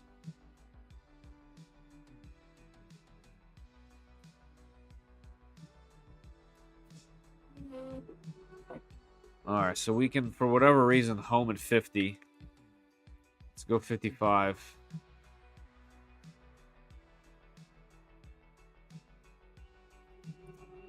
Man. Hey, Knox, what's happening, man? Slowing it down is going to narrow the range that it will work at. Sensorless does hit a little hard. Yeah, I mean that's the thing though, is previously, like right before we installed this firmware, I know I keep saying this on repeat, but I'm trying to wrap my mind around it. It was homing really slowly, and at the figures I had it, 145, whatever it was. Yeah, 145 on X, 135 Y. And it homed every time. Never had homing issues ever, not one time. And then I installed the firmware, I set the dock position, and now we're homing and it's all jacked up. So between somewhere the firmware has something overwriting something else, and it's clearly making a conflict. So this is 55.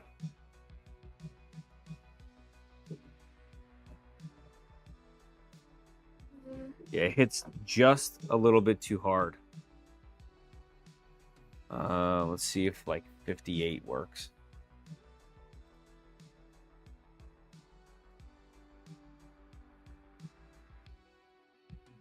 This new firmware dropped the homing current, causing your issues. It did, but now we set it back to 8.8, right? It's set back to 0.8.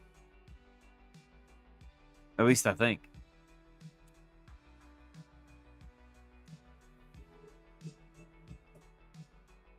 Nope. Okay, so it can't handle 58.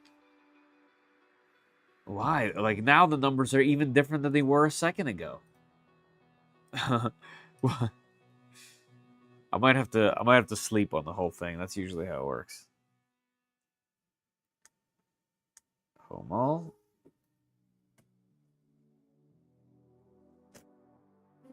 All right, we're gonna keep it. We're gonna keep it there for a second.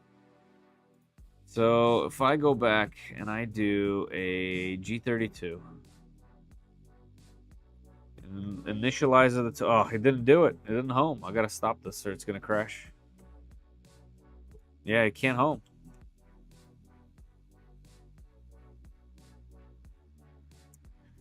Ugh.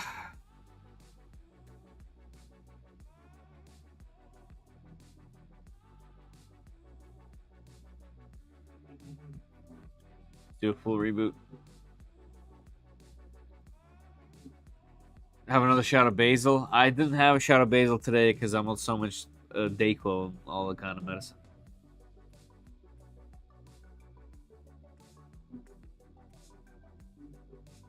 Sucks working being sick. Yeah, you know, it's all right. It's all right. We'll get this done. We always do. It seems like it'll just take another stream. 3 hours and 30 minutes. Not quite enough, I guess.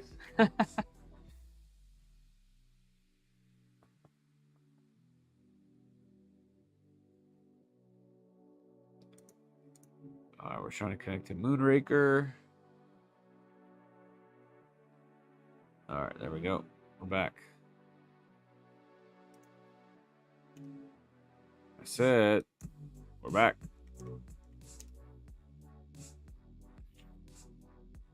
Right? Are we back? Here we go. Here we go. All right.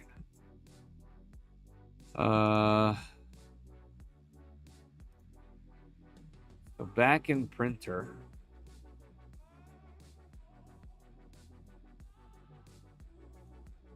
Strength 55.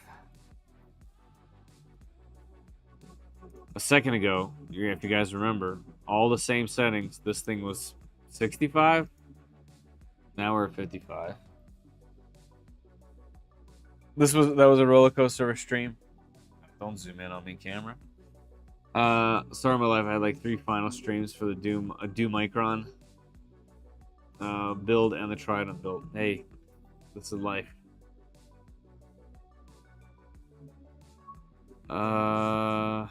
Man. All right, 55. I think I reset it, restarted it. Oh wait, I don't want to do this. I wanted to do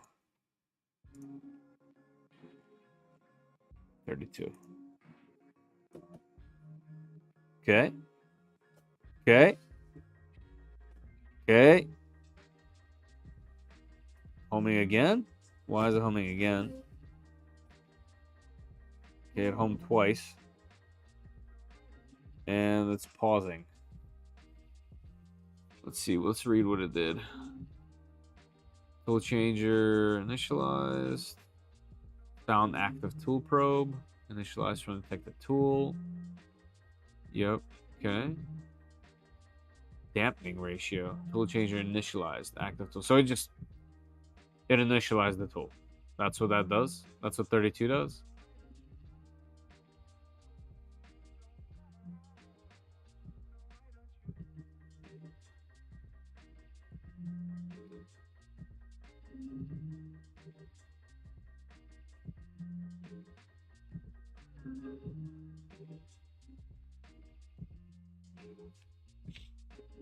Well, this is what I was going through last night with a rook and never got sensorless consistent. I'm about the glue on end stops.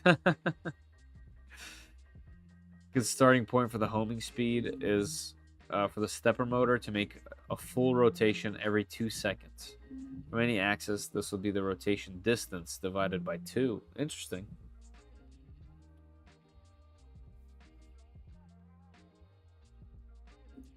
What would that be? The rotation distance is 33. So about 16.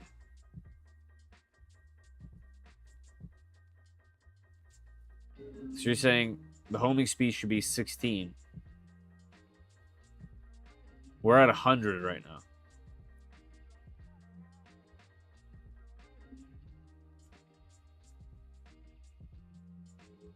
So if I don't, the Y seems to be fine. The Y was never the issue. It's always the X.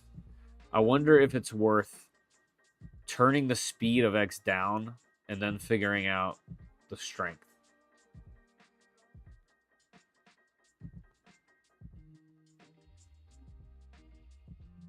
My homing speed's 80. I think mine was way low. I think mine was like in the 20s before, to be honest. Like, if I set X to 50,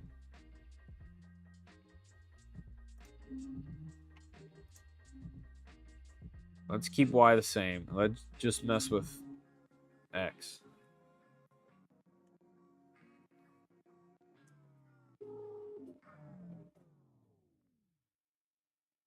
It likes it now. It liked it that time.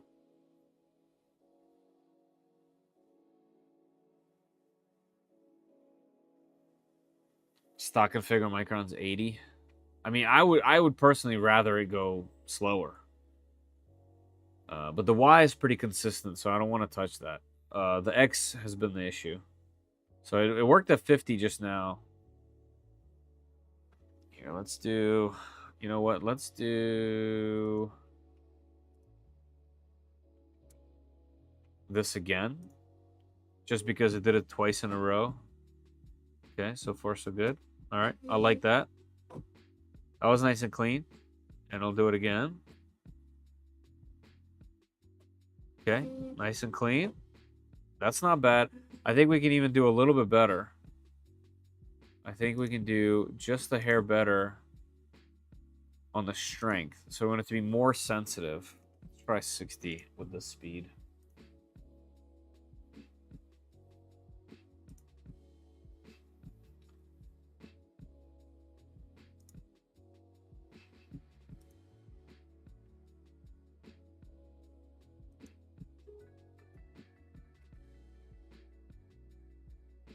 Oh, that's good. No bounce at all. We'll do it again. Let's go. No bounce. Ah, fail. What a bummer. All right, 55 it is. We're keeping it at 55. So that's weird. The sensorless previously was great. 145. It was slower though, that's for sure. But something weird happened. And it's not like the machine wasn't broken in either. It was totally broken in. All right, so now we go back to the original question of the entire thing. Right, the original question I have is, how do I dock that printhead? that tool head. Before you were homing X first, right? Yes, before I was homing X first. But that's because it wasn't a tool changer, right?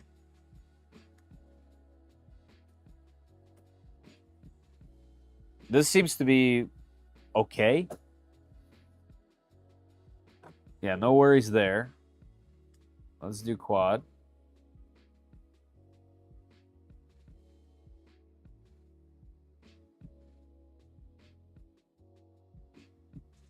All right, so I'm going to keep it where it is just because it's actually homing now.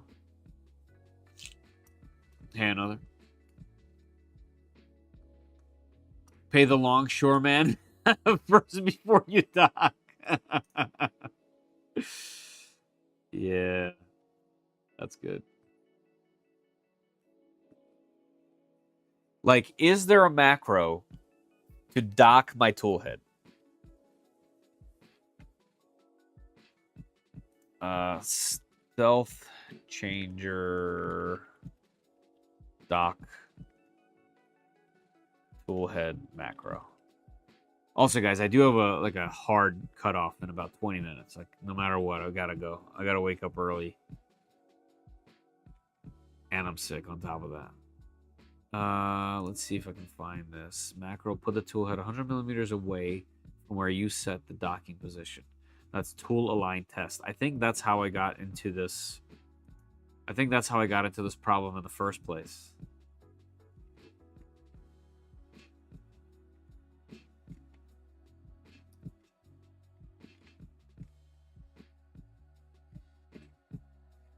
Right. So first, yeah, first you need to run G32 and then this one. On Saturday early. Well, I'm going to Cars and Coffee around here, and I'm bringing my daughter. So we usually got to leave the house at like 7:30. So I got to be up by then, before then, and then get breakfast somewhere or something like that. So early start. I'm dedicated.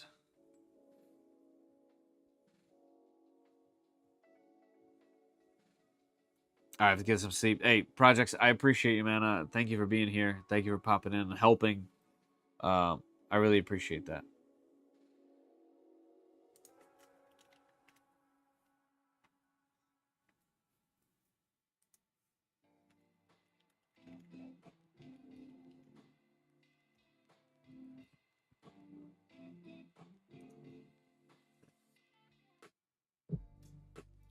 I'll have to jump in one of your streams and hang out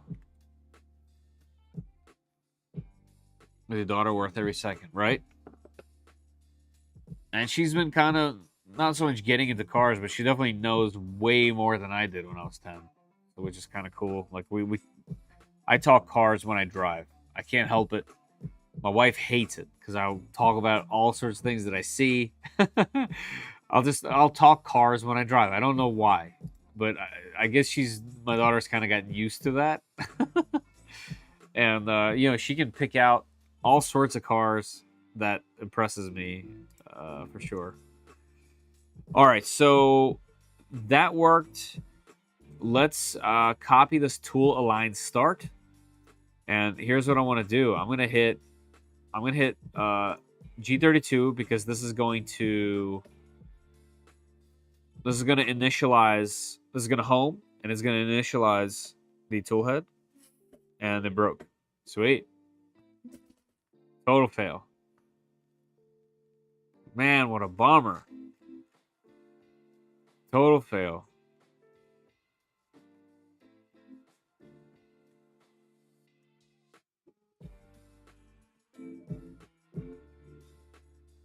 Oh, look at that. That's interesting. G32 doesn't use the same speed as homing does. Yep. That goes slow. Whenever I do 32, it goes fast.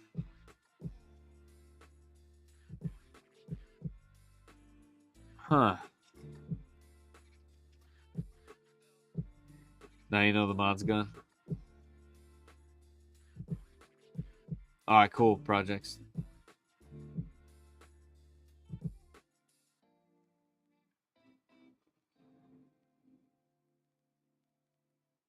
Huh.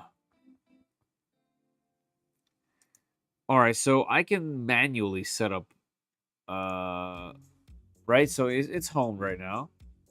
So we can do this, and now it's initialized. And now we can do tool start align. Let me have my mouse on emergency stop. Let's go.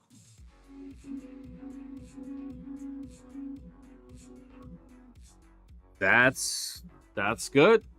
That's good. So we have to figure out why G39 is using its own numbers. Okay, we're getting to the bottom of this. So G39 would be wait, not G39. Hold on, brain. Don't do this, brain. G32. G32 is being overwritten.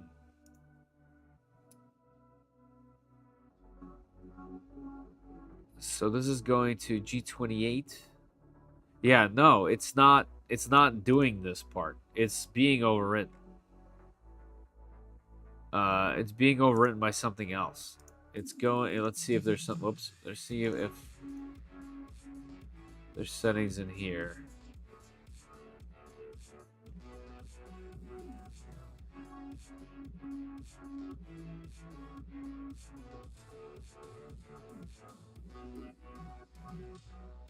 What's this part right here? You guys know what this is?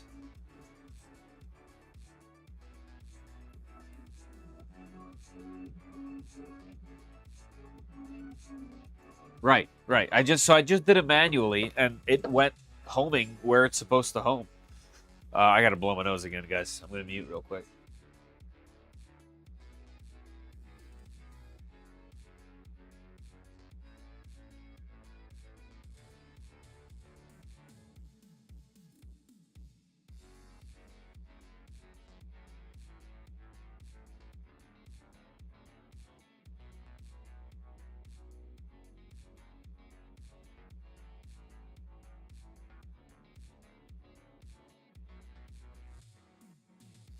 Good old sick, being sick and streaming. Oh yeah, I'm learning so much just watching this episode. Good. That's why we do it, right? Okay. So as far as I understand, so far, this is what I need right here. This, right? Wait. Where is it? Where's the initialize? No, not this. Not this. Rare. Uncommon, this automatically initialize Toolchanger when Clipper starts. This. I want this. So I need to do this, this, and this. This is going to solve that problem. That still doesn't solve the other one. I'm commenting this is as far as I've gone. I have a feeling. So, okay, so let's watch this. So when we go back here, we do it, and we watch the console.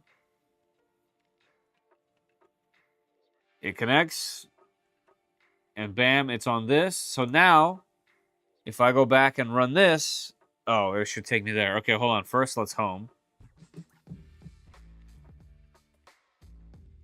No. Man, what a bummer that homing situation is. What is going on with the X?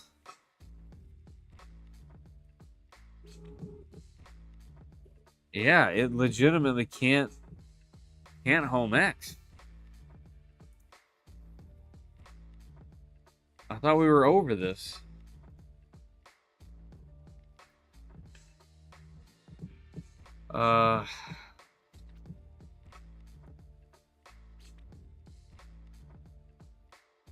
T0 is automatically initialized now after that. Right. Quidman, no, but I did dry it. It's sitting right up there in the Sunloo dryer. It's ready to go.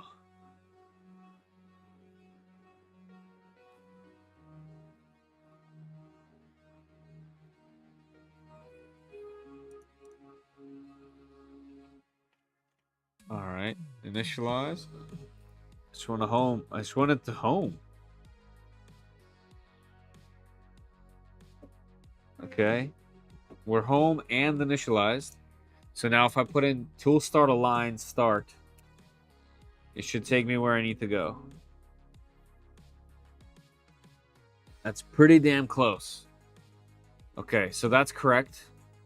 So when we go back here, this macro will test the docking, undocking procedure. Start it from the docking position. Start a few millimeters up on Z as the first movement is moving straight back to Y.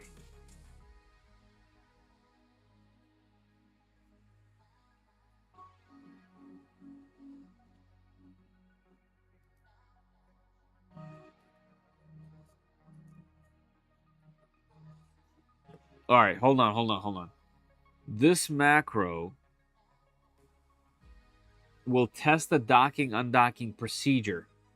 Start it from the docking position. Start a few millimeters up on Z. So, guys, is it telling me to put the like actually bring the tool head in? As the first movement is moving straight back on Y. Or do I have to not do anything and just put this in and it goes to the position I set it to? Do you guys know? This macro will move the tool head back away from the dock. So tool align test.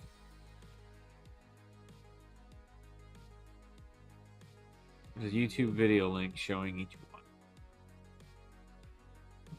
I manually set up each of my dock locations. I did too. I already have it set up. But this is testing the docking and undocking.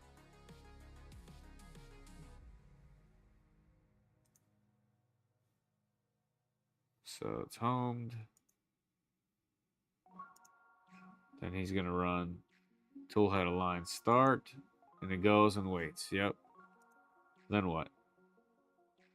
Oh, then he's going to put it into the dock.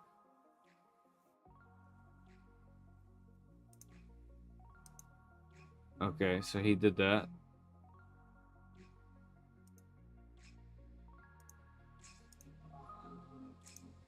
And then he's going to do the next one. Which will do what? Oh. Ah, okay. We're doing that. All right, cool. Let's try it. Here, I'll move you guys in on this one. I need to kind of point it here so I can actually see what's going on. Let's move this in.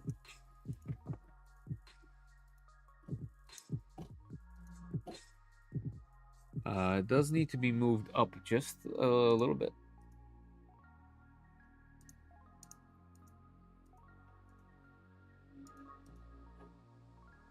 All right, let's move it by 1 mil now.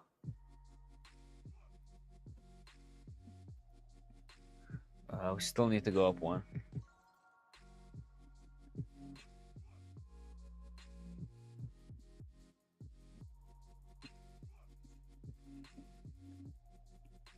All right, right there. That should be it. And actually, it looks like this needs to be adjusted.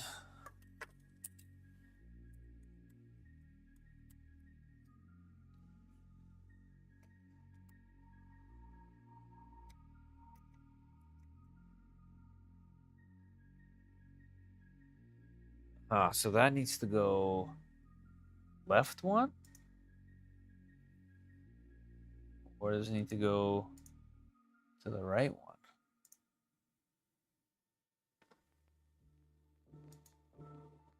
Right there. There we go. Now this thing is not making weird things. So let's put that in.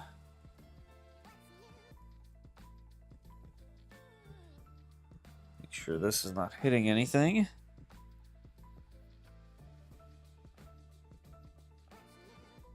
Tight. Tight. Okay. So now we should be able to press. Oops. Where'd it go? Where'd it go?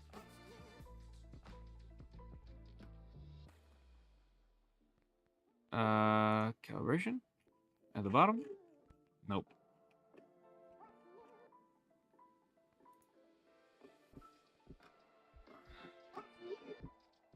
Configuration. No. Why am I missing this out of nowhere?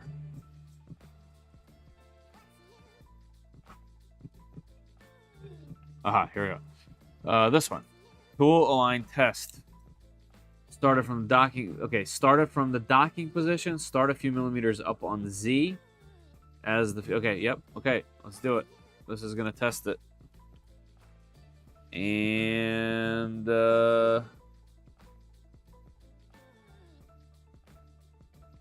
I'm doing it. Click. Test aborted. Tool too far away from the dock.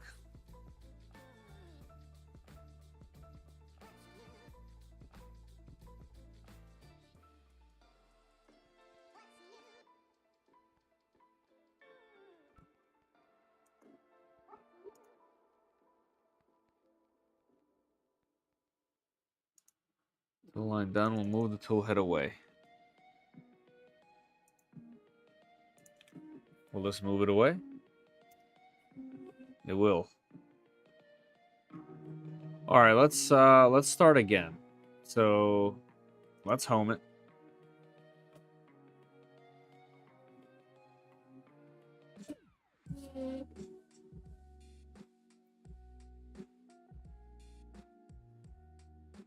That's the same message I get when using that macro. Interesting. All right, so the first one was full line start.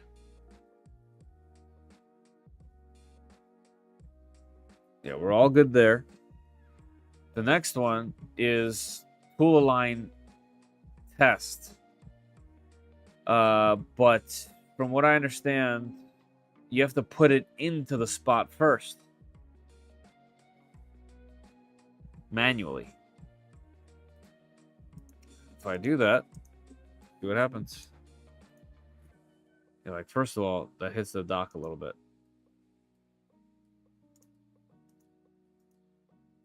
Yeah, it needs to go 2 millimeters higher. I think that might mean that I need to have Toolchanger. Where is it? Tools is nope, not include.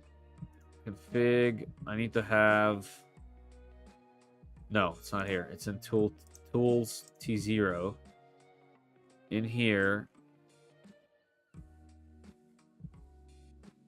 I need this Park Z to be 2 higher, I think. So like right now, the Z is at 173.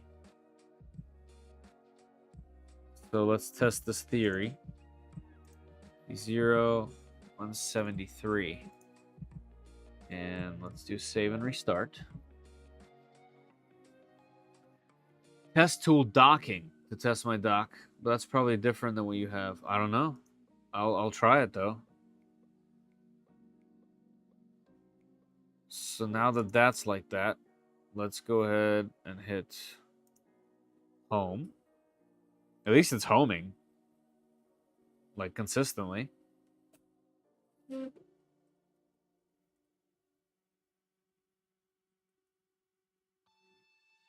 I do not need this machine to be fast. I need it to print. All right. Now, let me try test tool docking.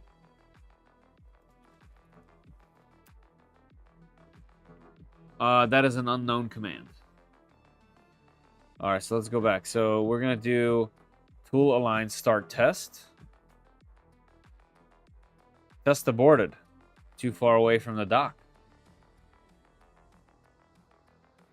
What? align start, rather. Right? Yeah.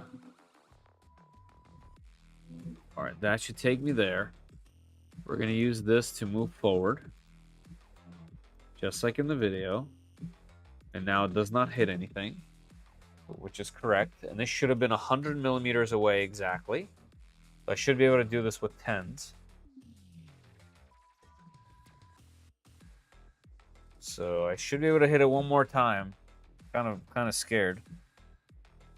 Let's move it to singles. 1, 2. Out of range. Why? Why is it out of range? So it should be here, I guess.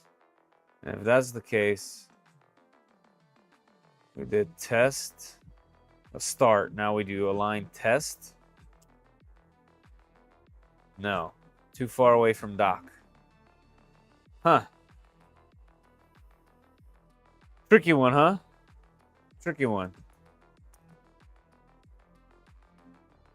Let's see how homing works. Ugh. I did that thing again where they tried the home in the whole thing. Jeez Louise. Definitely ruining that. That's not fun at all. Like I said, at least it homes correctly. So start. Yeah, I like that this at least works. So at least something correct is happening.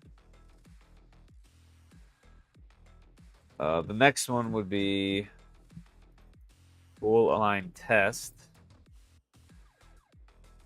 We go back here. Let me start. Let me get this audio going so maybe I can hear this person for a second. I'm not sure if you guys will be able to hear him though. Yeah, we have full align macros. Let's start with full align start.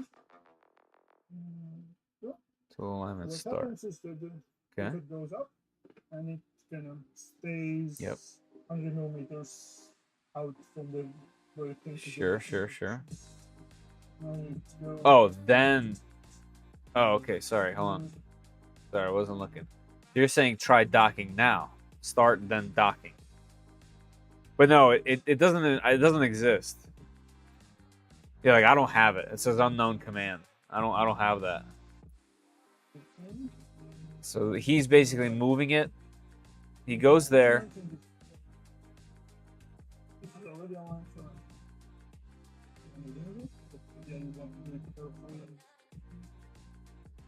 Okay, so he's just moving it in.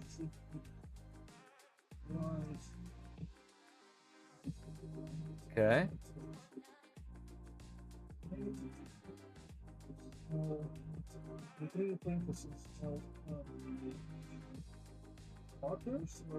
Sure, okay.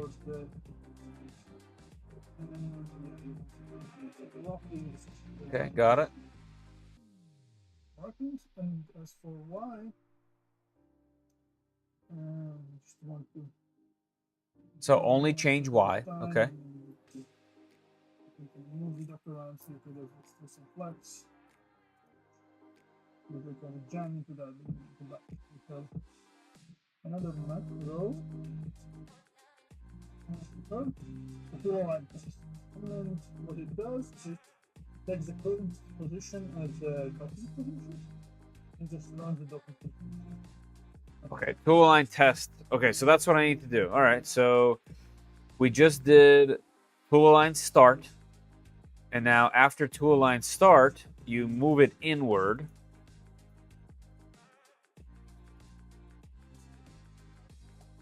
It does hit the dock a little bit.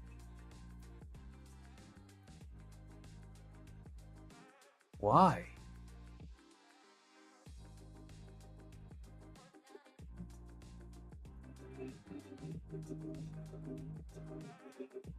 Why am I hitting the dock? Is it because it's not homing correctly?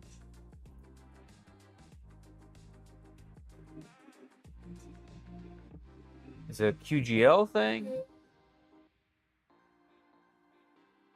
All right, last thing I'm doing, guys. I'm going to do this. I'll run QGL Whoops. Cancel.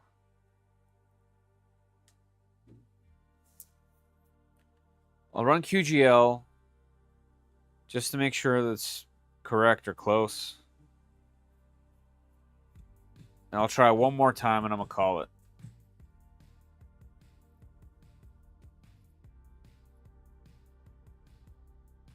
But, you know, B-Cutty, maybe you'll find something similar and we can at least be on the same page. Are you able to get your tool docking? If you're still here, B-Cutty?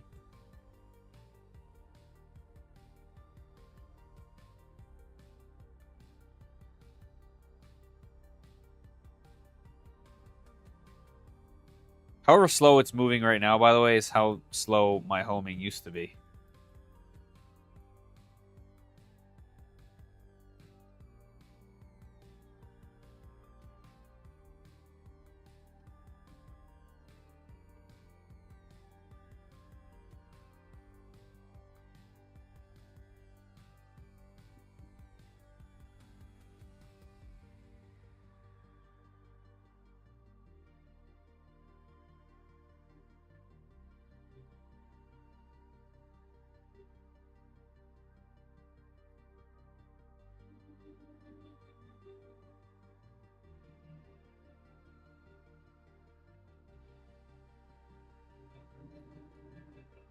All right, why are we still doing this?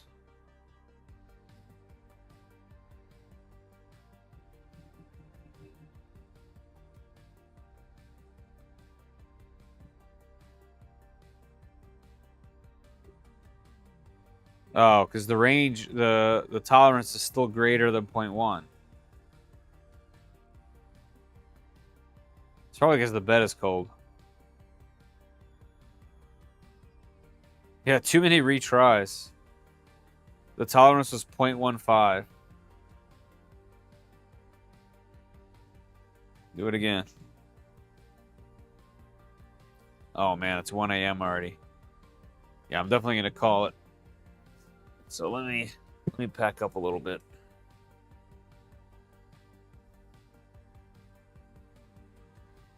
Nothing to pack up. I'm literally just gonna turn the lights off and walk out.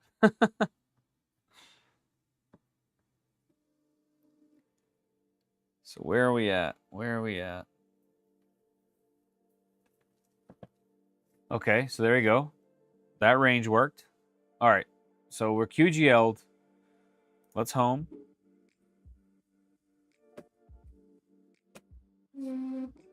All right, we're home. Now we're gonna do tool align start.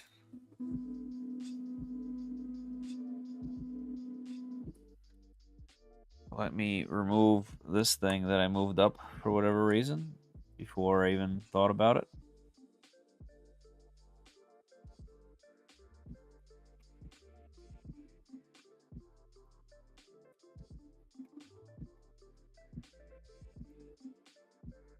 There you go. I'll have to adjust all that later. I don't know how any of that works. All right, so then we move this thing forward. 3, 4, 5, 6, 7, 8, 9. And I want to hit 10, but I'm scared. I'm going to hit 10. 10. Okay, that should be where I have this thing docking at. All right, so the next one, according to that video, should be aligning test. Let's see. Whoops. We should be able to just hit enter. Test aborted. Tool too far away from the dock. What does that mean?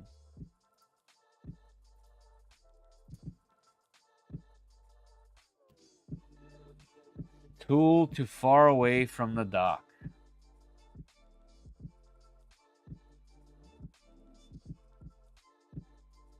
Interesting. And then the only other one that I know is tool align done.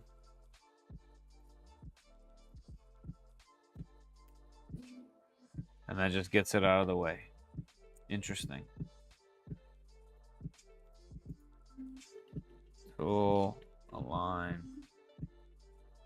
docking. It still thinks the Y is further back. Right. That it does. Tool, align, docking, macro.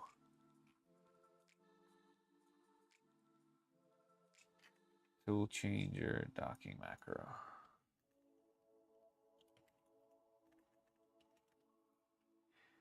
All right, one last time, and I'm out of here. Let's go. So we are going to, nothing's in the way. We're going to home first. It couldn't home. Ugh, that's the most depressing part. Why is, out of all the things on this machine that could have happened, why did homing break? Ugh, it's painful to watch. It's painful.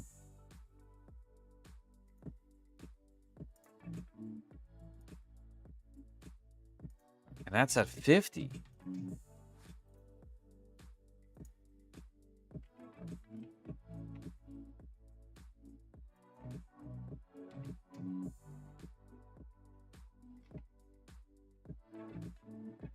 Yeah, we're gonna have some homework to do, that's for sure.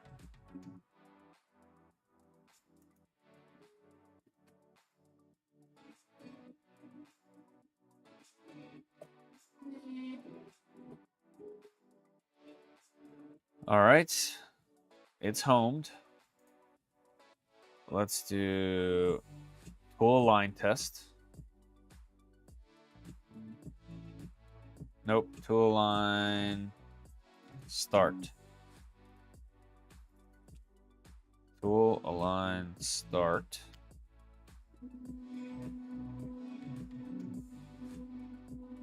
I'm gonna move this thing 1, 2, 3, 4, 5, 6, 7, 8, 9. Go to single. 1, 2, 3, 4, 5, 6, 7, 8. I'm gonna leave it there. A little short. And then I'm gonna try tool alignment test. Let's see if this gives us the same error. It does. So it still thinks that it's too far away from the dock. Can you read the current Y position? The current Y position is 4.60.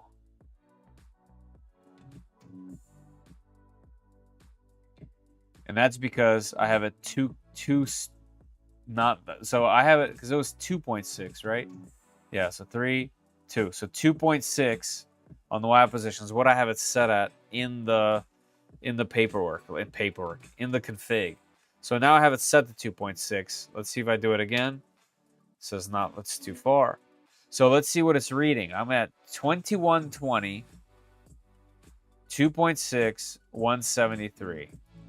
So if we go to Toolchanger, Tools, T0, 2120, 2.6, 173. That's pretty spot on. It's literally in the same spot.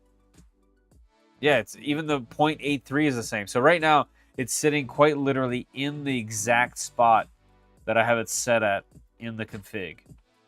But it still says test aborted.